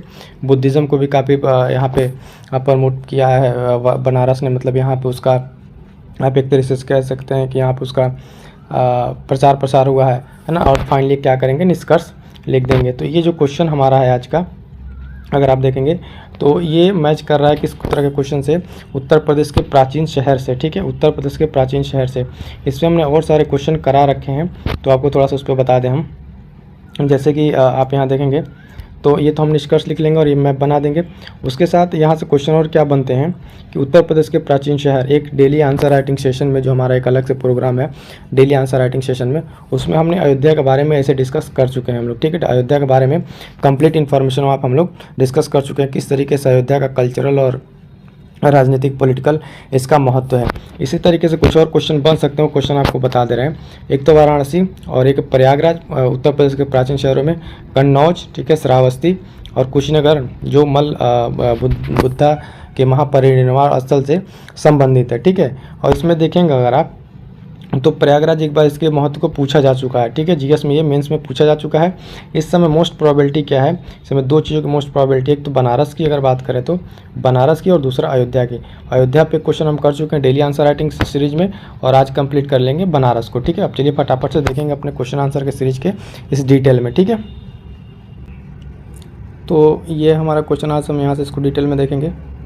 डिटेल में क्या है कि उत्तर प्रदेश की कला संस्कृति विकास पर चर्चा करना है, दृष्टिकोण क्या, किस तरीके से क्वेश्चन का अप्रोच है वो बता दे रहे हैं। क्वेश्चन का अप्रोच जो है भूमिका, पहले वाराणसी के बारे में कुछ हम कंक्रीट एक इंट्रो देंगे, उसके बाद से इसके संस्कृति विकास के योगदान पर चर्चा करेंगे और फाइनली एक कंक्लूजन लिखेंगे। तो चलिए देखते हैं इसके साथ, है ना, उत्तर इसका। सबसे पहले इसका देखेंगे इंट्रो। इंट्रो में देखिए क्या है कि वाराणसी जो उत्तर प्रदेश की सबसे प्राचीन नगरी है, ठीक है, प्राचीन प्रसिद्ध नगरी, कला और संस्कृति के विकास में इसका महत्वपूर्ण योगदान रहा है, ठीक है। कला और विकास के महत्वपूर्ण इस शहर का अगर बात करें प्राचीन इतिहास, धार्मिक महत्व, सांस्कृतिक समृद्धि, उत्तर प्रदेश के कला और विकास के उसमें महत्वपूर्ण भूमिका निभाई है। यानी अगर हम बात करें कि बनारस की, तो इसने किस तरीके से उत्तर प्रदेश के विकास में इसने डिफरेंट तरीके से अपनी चीज़ों को रखा है, ठीक है। धार्मिक योगदान के बारे में बात करेंगे, पहला योगदान के बारे में बात करेंगे जो इसका धार्मिक योगदान है, ठीक है। धार्मिक तौर पे इसका क्या योगदान रहा है, तो बनारस को आप जानते ही हैं काशी नगरी, ठीक है। तो बनारस भारतीय संस्कृति का प्रमुख धार्मिक केंद्र रहा है, जहाँ गंगा नदी के तट पर कई प्रमुख घाट, है ना, और इसको आध्यात्मिक नगरी। यहाँ के मंदिरों को अगर बात करें तो मंदिरों के यहाँ के मंदिरों और धार्मिक अध्यात्म को लेकर गतिविधियाँ, पूजा अर्चना के प्रमुख स्थल है यहाँ पे, और उत्तर प्रदेश की सांस्कृतिक को ये समृद्ध करता है, ठीक है। उसको यहाँ पे देखिए बुद्ध से रिलेटेड यहाँ पे क्या है कि सारनाथ, जहाँ बौद्ध तीर्थ स्थल है, गौतम बुद्ध ने अपना पहला उपदेश दिया था, ठीक है। तो ये तो हो गया इसके धार्मिक योगदान के बारे में। धार्मिक योगदान के बारे में दो तीन चीज़ें क्या हमको ध्यान रखना है कि भारतीय संस्कृति का एक धार्मिक केंद्र रहा है। यहाँ पे प्रमुख जो घाट हैं, मंदिर हैं, किस तरीके से आध्यात्मिक गतिविधियों को सजे हुए हैं, और सारनाथ का बौद्ध तीर्थ स्थल यहाँ पे गौतम बुद्ध का प्रथम उपदेश स्थल है। कला और शिल्पकला के बारे में बात करें अगर हम यहाँ पे, कला और शिल्पकला का केंद्र किस तरीके से, तो वाराणसी ने हज़ार वर्षों से कला और शिल्पकला के विकास में महत्वपूर्ण योगदान दिया है। यहाँ के अगर बात करें बाज़ार में जो रेशम की बुनाई, उसके साथ साथ हस्तशिल्प, लकड़ी के खिलौने, है ना, पीतल के बर्तन, पत्थर की नक्काशी आदि मिलती है। यहाँ की जो मोस्ट फेमस चीज़ें हैं कला के क्षेत्र में देखेंगे, बनारस की रेशम की साड़ियाँ जो उत्पादन करती है, जिसको जीआई टैग भी मिल चुका है, तो ये काफ़ी इंपॉर्टेंट है, ठीक है। साहित्य और शिक्षा के क्षेत्र में बात करें, संगीत और साहित्य के बारे में, तो यहाँ पे बहुत सारे घराने जो रहे हैं वो यहाँ पे डेवलप हुए हैं। जैसे वाराणसी ने कला को लेके शिल्पकला के विकास में महत्वपूर्ण योगदान दिया है। यहाँ के बाज़ारों में ये पॉइंट हो गया, ठीक है। संगीत वाला देखना था मैंने। वाराणसी संगीत और वाद्य साहित्य के लिए एक प्रमुख केंद्र है। यहाँ पर भारतीय संगीत शास्त्र के उत्कृष्ट गायक और वादक उत्पन्न हुए, जिसमें वाराणसी गायन और की इसकी गायकी परंपरा लोकप्रिय रही है। इस लोक संगीत के क्षेत्र में अगर देखेंगे तो रामलीला एक प्रसिद्ध समृद्ध भंडार है, जिसमें संगीत, मेला, महोत्सव आदि त्योहारों, अखाड़ों पर इसको आयोजित किया जाता है। खेल के पारंपरिक बात में करें तो यहाँ पे प्रसिद्ध सितार वादक और संगीतज्ञ पंडित रविशंकर, है ना, और उस्ताद बिस्मिल्लाह खां एक प्रतिष्ठित शहनाई वादक, शास्त्रीय गिरजा देवी, ठीक है। शास्त्रीय ये नृत्यकार जो गिरजा देवी हैं, इनका भी संबंध बनारस से रहती है। संगीत और साहित्य के क्षेत्र में इसका योगदान हो गया। अब बात करते हैं इसके जो लास्ट पॉइंट है हमारा यहाँ पे, जो हमने डिस्कस करा था क्या कि सर्व विद्या और ज्ञान की राजधानी। तो भारत में प्राचीन जो शिक्षा केंद्र रहा है ये बनारस में रहा है। आप देखेंगे प्रमुख शास्त्रार्थ, महान विद्वान से लेके, ठीक है, यहाँ पे बहुत सारी चीज़ें उस टाइम पे आयोजित की गई, जैसे महान विद्वानों का विश्वविद्यालय, कॉलेज, स्कूल, बहुत सारी चीज़ें यहाँ पे आयोजित होती रही समय समय पर। मदरसा, पाठशाला, है ना, गुरु शिष्य की परंपरा, महाकाव्य पे प्रसिद्ध साहित्यिक कार्य, ठीक है, भाषा बोलियों को लेके, समाचार पत्र, पत्रिका, यहाँ पे बहुत सारी चीज़ें रही हैं। वार्षिकोत्सव में यहाँ पे क्या मनाया जाता है अगर देखेंगे तो वाराणसी के विभिन्न सांस्कृतिक धार्मिक उत्सव का आयोजन किया जाता है, जैसे कि काशी तमिल महोत्सव संघ हो गया, अन्य धार्मिक उत्सव और इसके सांस्कृतिक धरोहर को प्रदर्शित करते हैं, ठीक है। तो ये तो हो गया इसके बारे में। इसके बारे में थोड़ा सा लास्ट कंक्लूजन क्या लिखेंगे, एक चीज़ में मेंशन कर देंगे कि इसको हाल ही में अभी करंट अफेयर्स अगर रिलेट करें तो एससीओ ने इसको अपनी राजधानी बनाया था, एससीओ संघाई कॉरपोरेशन ने। तो यहाँ पे देखिए वाराणसी के आसपास संस्थान, स्वतंत्रता संग्राम, शहीदों कहानी, काशी राज का इतिहास, है ना, सारनाथ इतिहास, मिर्ज़ापुर से रिलेटेड, मिर्ज़ापुर के बदोई कालीन का इतिहास, प्रसिद्ध यात्रियों के निजाम, पर्यटक, है ना। तो ये बहुत सारे अनेक पैमाने पर टूरिज़्म को विकसित करते हुए, है ना, सांस्कृतिक और धार्मिक कल्चर को निरंतरता को बनाए रखे हुए है, और इसकी पहचान अद्भुत अलौकिक महत्व प्रदान करता है। तो ये तो हो गया इसके बारे में एक कंप्लीट डिटेल जिसको हमने यहाँ पे चर्चा की है, ठीक है। बता दें कि यूपीपीसीएस के लिए दोनों चीज़ें एक साथ पैरेलल डेट जिस तरीके से आ गई है वो दोनों चीज़ें इंपॉर्टेंट है। आप ही लोग की डिमांड पे यहाँ पे यूपीपीसीएस के लिए प्रीलिम्स के लिए जीएस की कंप्लीट टेस्ट सीरीज अगर आपको यहाँ चीज़ें प्रोवाइड करा दी हैं तो उसका लाभ आप ज़रूर लें, ये आपके प्रिपरेशन को ज़रूर बूस्ट करेगा। ठीक है, और इसमें हम आपको बताएं सारे सब्जेक्ट वाइज जितने सारे सब्जेक्ट आप यहाँ पे देख पा रहे हैं उन सबका कंप्लीट यहाँ पे प्रीलिम्स टेस्ट सीरीज आपको उपलब्ध कराया जा रहा है। अब तक में देखेंगे तो भूगोल का हो गया है, ठीक है, उत्तर प्रदेश हो गया, और ये पॉलिटी चल रहा है। ठीक है, करंट अफेयर भी आपको यहाँ प्रोवाइड कराया जा रहा है। तो दोस्तों आप अपनी पढ़ाई को अपने साथ जारी रखिए। ठीक है, जो अपना पढ़ रहे हैं उसके साथ साथ अगर आप इस चैनल के माध्यम से जुड़े रहेंगे अगले 1-2 महीने में आप अपने अंदर बदलाव पाएंगे। मेरा पूर्ण विश्वास है, इसलिए कह रहा हूँ क्योंकि यहाँ पे आपको चीज़ें मेंस, ठीक है, मेंस की भी आपको तैयारी कराई जा रही है और प्री की भी, तो दोनों आपको एक साथ यहाँ पे करने को मिल जाएगा। तो इसलिए करें, जो भी दोस्त अब इस चीज़ को नहीं देखें फटाफट से जाइए देखिए, और आपके जो भी सुझाव हैं वो आप कमेंट बॉक्स में ज़रूर बताइएगा। ठीक है, तो देखिए ये हमारा क्वेश्चन है। इस क्वेश्चन को सबसे पहले हम आपको क्या करते हैं कि आंसर राइटिंग कॉपी में किस तरीके से इसको रिप्रेजेंट किया जाएगा, क्या इसका स्ट्रक्चर होगा, उसको हम बताते हैं।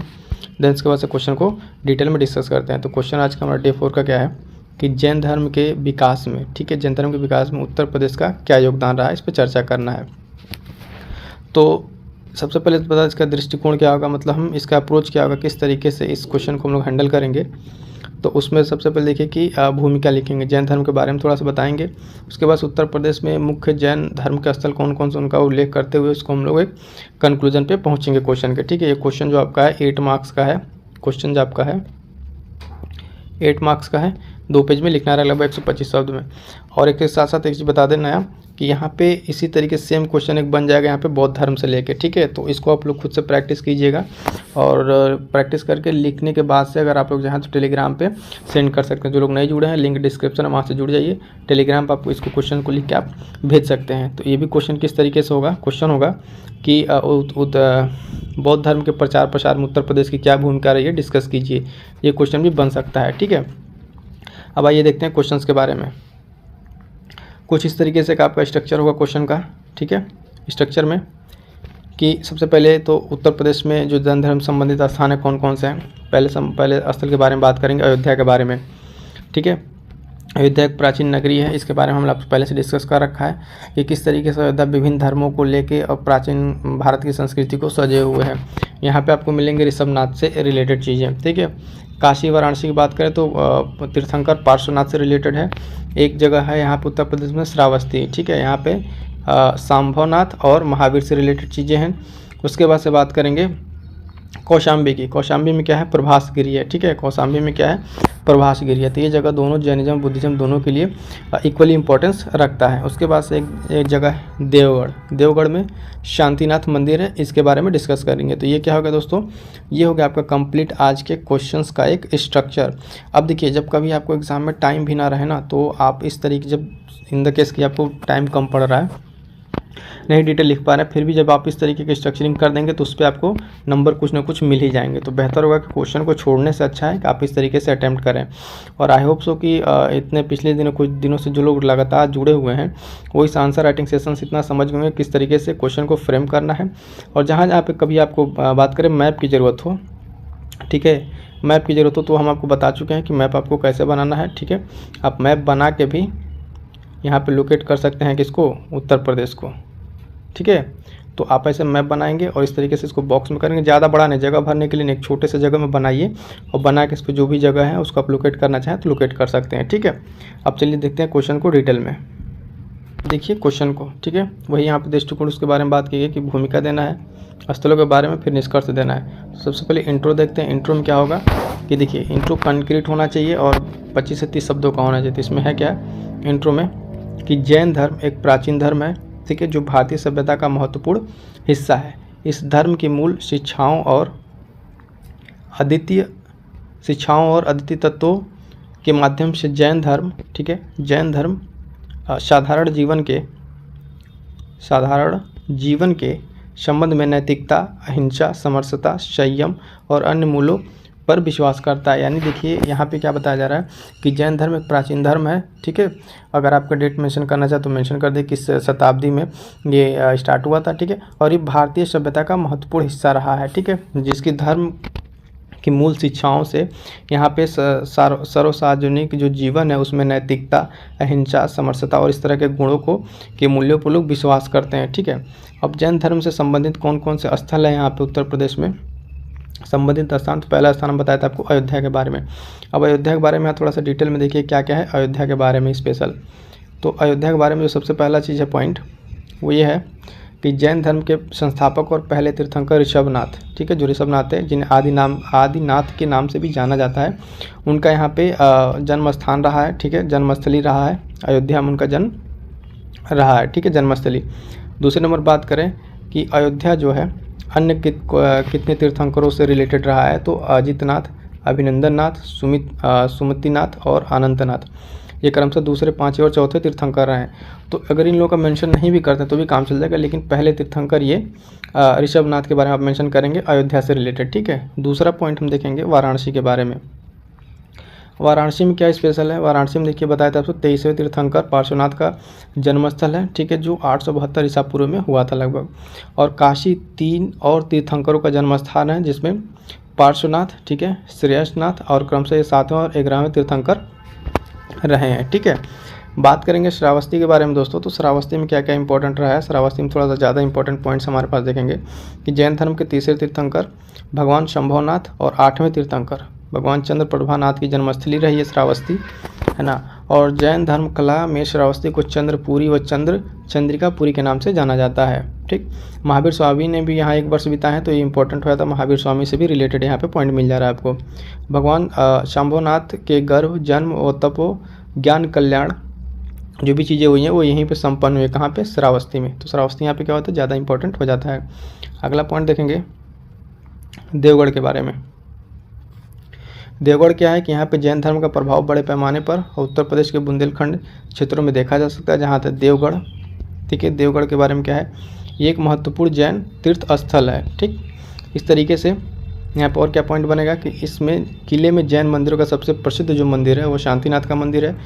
इसे उत्तर प्रदेश का सबसे महत्वपूर्ण जैन मंदिर धार्मिक स्थल माना जाता है, किसे? देवगढ़ को। ठीक है, बात करेंगे कौशाम्बी के बारे में। कौशाम्बी के बारे में क्या इंपॉर्टेंट है? यहाँ पे प्रभासगिरी एक प्रमुख धार्मिक स्थल है और जहाँ जैन धर्म के 6ठे तीर्थंकर पद्म प्रभु ने तप किया था। अब आप देखेंगे दोस्तों क्वेश्चन आंसर राइटिंग में जो हमने आपको शुरू का फ्लो चार्ट बताया एक उसमें क्या था कि इन सारे पॉइंट्स को हमने मेंशन कर दिया था। तो इस तरीके से आपको एक कंक्रीट रिवीजन के लिए भी आपको समझ सकते हैं कि किस तरीके से रिवीजन का कंटेंट मिलना चाहिए, वो आपको यहाँ पे चीज़ें समझ में आ रही होंगी। अब उसी का क्या रहता है, यहाँ पे एलोबरेट कर देते हैं चीज़ों को, सेंटेंस बना के फ्रेम कर दें तो आपका आंसर कंप्लीट हो जाता है। अब देख लेते हैं इसका क्या हम लोग इसके कंक्लूजन के बारे में। ठीक है, कंक्लूजन के बारे में बात करेंगे जब, तो कंक्लूजन देख लीजिए कि देवगढ़ के अलावा राज्य में 3 जैन तीर्थ स्थल जो अन्य हैं, मेरठ, वाराणसी, मुजफ्फरनगर, बागपत, ठीक है, बटेश्वर, कामपिली। देखिए कामपिल सारनाथ, ठीक है, कामपिली जो संकिस्सा वाला है, इसके बारे में हम आपको अलग से बताया था, संकिस्सा जो फर्रुखाबाद में है, इसको भी आप मेंशन करते हैं, काफ़ी इंपॉर्टेंट है। ठीक है, लेकिन ये किससे रिलेटेड है? ये बुद्धिज़्म से रिलेटेड था। ठीक है, तो ये सब क्या है? धार्मिक स्थल हैं और जहाँ पे हस्तिनापुर भी इसमें जैन धर्म के केंद्र के रूप में रहा है। तो फाइनली क्या कह सकते हैं? फाइनली हम कह सकते हैं कि उत्तर प्रदेश में जैन समाज ने अपने सांस्कृतिक और सामाजिक योगदान के माध्यम से धार्मिक और सामाजिक, ठीक है, के विकास में महत्वपूर्ण भूमिका निभाई है। ठीक है, और इसको थोड़ा बहुत टूरिज़्म से भी जोड़ कर लिख दें कंक्लूजन में कि यहाँ पे जो जैन से रिलेटेड जो सारे स्थल हैं वहाँ पर टूरिज़्म को किस तरीके से बढ़ावा मिला है, तो भी आपके एक इस तरीके का क्या हो जाएगा, एक आपका कंक्रीट यहाँ पे निष्कर्ष हो जाएगा। तो ठीक है दोस्तों, ये था आज के पूरे क्वेश्चंस के बारे में। आपको ये सेशन कैसा लगा कमेंट करके ज़रूर बताइएगा। अच्छा, कई दोस्त जो कह रहे थे कि प्री और मेंस के, ठीक है ना, स्ट्रेटजी के बारे में, तो स्ट्रेटजी देखिए बहुत ज़्यादा उस पर वो फोकस नहीं करना, उस चीज़ को हम आपको एक बार फिर से डिस्कस कर देंगे, लेकिन यहाँ नहीं। फिलहाल तो इतना बता दें कि आप जो भी पढ़ाई कर रहे हैं उसमें प्री और मेंस को साथ लेके चलिएगा। ठीक है, मेंस के जीएस पेपर अगर 5 और 6 आपका तैयार हो जाता है अगले 1 से 1.5 महीने में, तो आपके लिए बहुत प्लस पॉइंट होगा। ठीक है, इसके बाद से हम डेली आंसर राइटिंग प्रोग्राम के माध्यम से, जो डेली वाला प्रोग्राम है उसमें आपके जीएस 1 से लेके 6 तक मिक्स करा रहे हैं। ठीक है, मतलब कि रैंडम क्वेश्चन लेकर वहाँ पर आप उसको डिस्कस करा रहे हैं। ठीक, उसके साथ साथ अगर जो आर का दे रहे हैं उनके लिए एक अलग से सीरीज चलवा देंगे। ठीक है, जिसमें उनके लिए एक सेपरेट रहेगा। तो फिलहाल आप इस आंसर राइटिंग के सेशन पे फोकस कीजिए, जहाँ से आपको बहुत सारी चीज़ें मिलने वाली हैं। तो आज के क्वेश्चन का जो ये सीन है इसमें यह है कि देखिए क्वेश्चन पूछा है कि मथुरा कला की विशेषताओं का उल्लेख करना है। पॉइंट है, इसमें बहुत ज़्यादा कुछ इसमें फ्लो चार्ट की ज़रूरत नहीं है।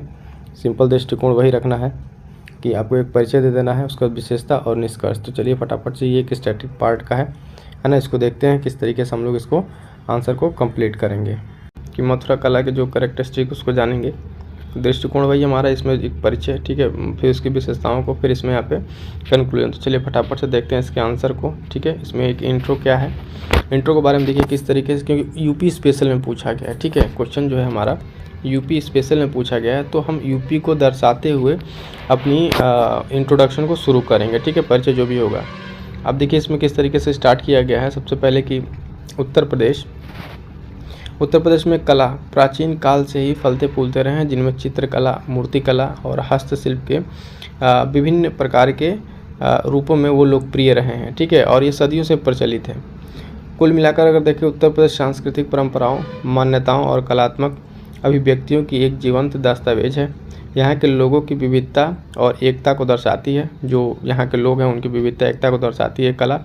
और अपने दृष्टिकोण, व्यवहार, उत्सव, कलात्मक प्रयासों के माध्यम से उत्तर प्रदेश के लोग भारत की संस्कृति विरासत को आकार देना और योगदान देना जारी रखते हैं।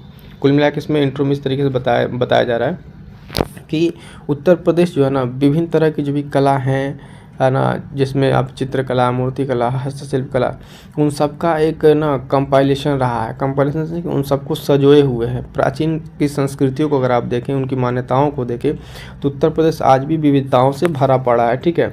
और ये देश की, भारत की जो सांस्कृतिक विरासत है उसको संजोए हुए है, यानी उस चीज़ को एकदम संभाले हुए है। उदाहरण के तौर पर आप देख सकते हैं कि इसी उत्तर प्रदेश में चाहे बौद्धिज़्म हो, है ना, बौद्धिज़्म हो, जैनिज़्म हो, बाकी अदर कोई डिफरेंट सेक्ट्स हो, धर्म हो, तो किस तरीके से यहाँ पे फलते फूलते चले आए हैं, तो उनमें उत्तर प्रदेश का किस तरीके से योगदान है। इसी क्रम में मथुरा कला को लेके इसमें ये सारी चीज़ें इसमें योगदान देती हैं। अब देखेंगे जो मथुरा कला की जो मेन स्ट्रक्चर है, उसमें मथुरा कला के बारे में कि मथुरा कला में कौन कौन सी पॉइंट है। मतलब अब बेसिकली यहाँ पे मथुरा कला का फीचर्स को हमको बताना है कि कौन कौन सी विशेषताएं हैं, किस तरीके से बनी है। तो सबसे पहले थोड़ा सा हम आपको यहाँ पे दिखा दें कि मथुरा कला की जो मूर्ति है वो कुछ इस तरीके की दिखती है।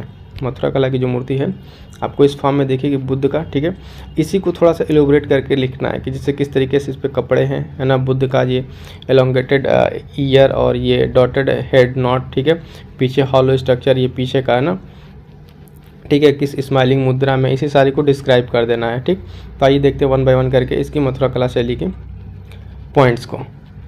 देखिए कि पहला पॉइंट है कि क्या है, मथुरा कला शैली गांधार और अमरावती के साथ साथ बौद्ध मूर्तिकला के 3 महत्वपूर्ण शैलियों में से एक है।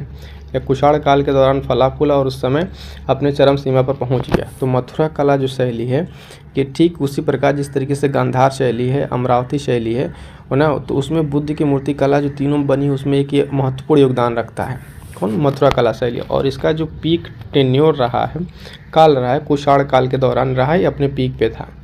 मथुरा स्कूल का प्रभाव बौद्ध धर्म से आगे बढ़कर जैन धर्म, हिंदू धर्म, ठीक है, इन सब में फैला हुआ है। यानी मथुरा कला सिर्फ बौद्धिज़्म तक नहीं है, ठीक है, इसमें हिंदू धर्म, जैन धर्म आदि के भी चित्रण दर्शाए गए हैं। अब इसमें देखेंगे कि इसकी बोल्ड और बड़ी नक्काशी शामिल है, मतलब बॉडी में बोल्डनेस है ना, जिसमें मूर्ति कला की मात्रा चित्रतल से बाहर निकली हुई है, उभरी हुई है। मतलब अगर आप देखें तो देख के ही समझ में आएगा, जैसे होता है ना कि एक प्लेन में नहीं है, प्लेन से आउटेड दिख रहा है और बॉडी एकदम एलोंगेटेड, एक हष्ट पुष्ट बॉडी इसमें दिखाई गई है, ठीक। तो इस तरीके से देखिए, एक चीज़ और बताएं कि जब भी आप आर्ट एंड कल्चर की चीज़ों को पढ़ें ना, तो उसको इमेज के साथ कंपेयर करके, कोई चित्रकला है, मूर्ति कला है, तो उसको देख के जब उस साथ से पढ़ेंगे तो आपको ज़्यादा देर तक रिटर्न करने में आसानी होगी, ठीक है। तो ये होता है इसको थोड़ा सा ना पढ़ने के, सिर्फ अगर आप इस पॉइंट को रटेंगे ना तो चीज़ें भूल जाएंगे। अब उसको, उस मूर्ति कला को देख के हाँ इस तरीके से में चीज़ें दिखाई गई हैं, तब तैयार करेंगे तो चीज़ें आपको बेहतर तैयार हो पाएंगी, ठीक। अगला पॉइंट देखते हैं कि छवियों में गोल मुस्कुराते हुए चेहरे दिखाई दिए हैं, यानी स्माइलिंग फेस। मूर्तियों के भारीपन में कमी दिखाई गई है ना।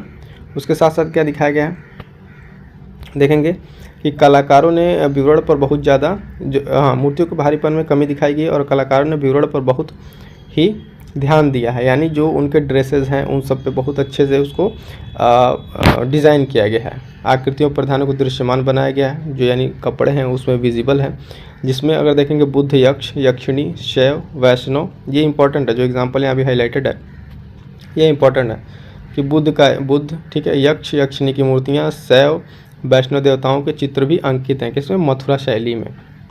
ठीक, यानी बड़े पैमाने पर इनके नक्काशी के गया इसमें मिलते हैं।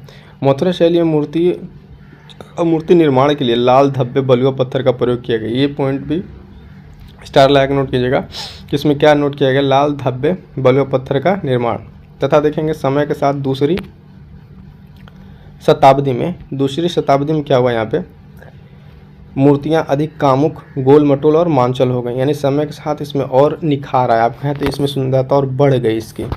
तीसरी शताब्दी में जब बात करेंगे तो तीसरी शताब्दी में क्या हुआ, मूर्ति कला की मात्रा में परिवर्तन में अधिक सूक्ष्मता के साथ व्यवहार लाया गया, जिसमें इस शताब्दी में अगर देखेंगे तो मुद्रा के झुकाव, पैरों के बीच की दूरी, इन सब पर जोर दिया। मतलब क्या कहते हैं ना, बेसिकली इसमें और होता ना कि जीवंत उदाहरण को उसमें सम्मिलित किया गया, मतलब उसके जो लुक है वो और अच्छे तरीके से उसको उभार के बनाया गया। अब देखेंगे लास्ट पॉइंट इसमें कि मथुरा कला शैली की एक प्रमुख विशेषता यह है कि आकृतियों सिर के चारों ओर प्रचुर मात्रा में सजाया गया है, यानी प्रभामंडल जिसे कहते हैं। प्रभामंडल क्या है, उससे सजाया गया है, जो उनकी दिव्य आभा और प्रतीकात्मकता को जोड़ता है। ठीक, ये प्रभामंडल है, आप ये समझिए, ये जो पीछे हॉलो स्फीयर है इससे सजाया गया है। अब देखिए इसमें जो कपड़े हैं, पहले बुद्ध की जो मूर्तियाँ रहती थी मतलब नेक्ड रहती, उस पर कपड़े उपड़े नहीं रहते थे। इस कला शैली में हल्के हल्के कपड़े को विजिबल आपको दिख रहा है ना, पैरों के बीच में डिफरेंस दिख रहा है, बॉडी एकदम है ना डुलडुल नहीं है, एकदम क्या कहते हैं चुस्त दुरुस्त एक बॉडी इसमें दिख रही है।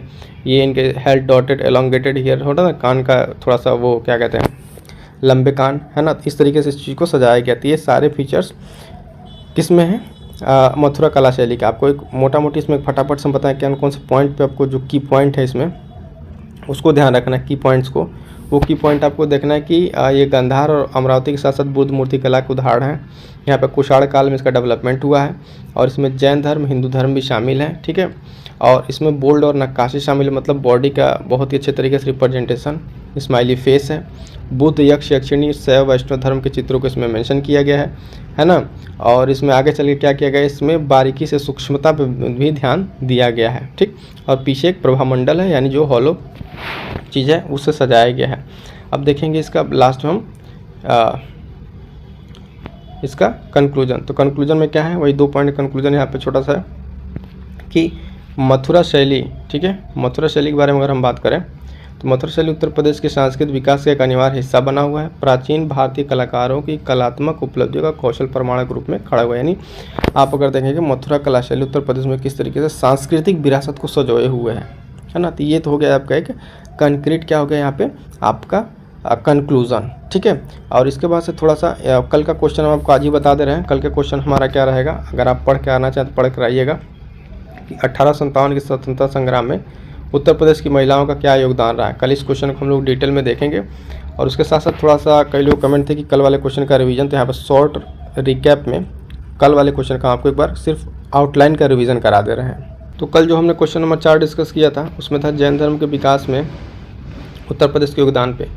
तो उसके साथ साथ क्वेश्चन आपको दिए थे बौद्ध धर्म से रिलेटेड। अगर आपने जिन लोगों ने इसको लिखा है, लिख के सबमिट किया टेलीग्राम पे, उनको हमने आंसर को देख लिया। आंसर को देखने के लिए आप क्या करते हैं, करने के लिए टेलीग्राम ज्वाइन कीजिए, वहाँ से पर्सनल मेंटरशिप ग्रुप है उसमें ज्वाइन हो जाए, वहाँ पर अपने आंसर को सबमिट कर सकते हैं। ठीक है, तो इसमें क्या था, जैन धर्म के बारे में देखना। तो स्पेशली कल में क्या देखे थे हम लोग, इसमें था कि उत्तर प्रदेश संबंधित कौन कौन से स्थान थे। तो अयोध्या देखे थे, श्रावस्ती, अयोध्या ऋषभनाथ से संबंधित था, श्रावस्ती में संभवनाथ और महावीर थे, कौशाम्बी था जिसमें प्रभासगिरी जगह था, देवगढ़ जिसमें शक्तिनाथ मंदिर है ना, शांतिनाथ मंदिर, काशीनाथ और इसमें पार्श्वनाथ। ठीक है, काशी वाराणसी से। तो ये सारे पॉइंट्स किससे रिलेटेड थे, कल वाले क्वेश्चन से, जो आपको आंसर में लिख के सबमिट करना था। ठीक है दोस्तों, जो साथी नए हैं और या फिर जो लोग जुड़े हुए हैं उनके लिए कि इम्पोर्टेंट देखिए यहाँ पे कंप्लीट आपके लिए दोस्तों, कंप्लीट प्री और मेंस के लिए। ठीक है, जो बचे हुए समय का एक प्रॉपर यूटिलाइजेशन किया जा सकता है उस तरीके से फ्रेम करके आपके यहाँ प्रोग्राम में दिया जा रहा है। पहला चीज़ कि प्रीलिम्स ओरिएंटेड आपको घटना चक्र की जो 15,000 क्वेश्चन हैं उनको सेगमेंट वाइज, ठीक है, इतिहास, भूगोल, ठीक है, इस तरीके से सेगमेंट में बांट के यहाँ पे चीज़ें कराई जा रही हैं OMCQ प्रैक्टिस प्रीलिम्स के लिए। उसके बाद से अलग से टेस्ट सीरीज कराया जाएगा सब्जेक्ट वाइज, कुछ टेस्ट सीरीज अपलोडेड है, उसको भी जाकर आप देख सकते हैं। और साथ जो आपका ये आंसर राइटिंग सीरीज चल रहा है तो आपके लिए मोस्ट इंपॉर्टेंट हो जाता है, जिसको आप अभी अटेम्प्ट कर रहे हैं, है ना। और उसके साथ जो स्पेशल ये प्रोग्राम है स्टैटिक पोर्शन का, इसको आप जरूर कवर कीजिए। और जिन लोगों ने आंसर राइटिंग का ये बेसिक सेशन नहीं देखा, उसको जाकर जरूर देखिए कि किस तरीके से बिगिनर्स मेंस की आंसर राइटिंग को करें, किस तरीके से अपने आंसर राइटिंग को इंप्रूव कर सकते हैं। तो ये सब सारी चीज़ आपके लिए काफ़ी इंपॉर्टेंट होने वाली है। तो दोस्तों जाके आप इस वीडियो को जरूर देखें, ठीक है। मिलते हैं किस नेक्स्ट वीडियो में, तब तक के लिए थैंक यू सो मच।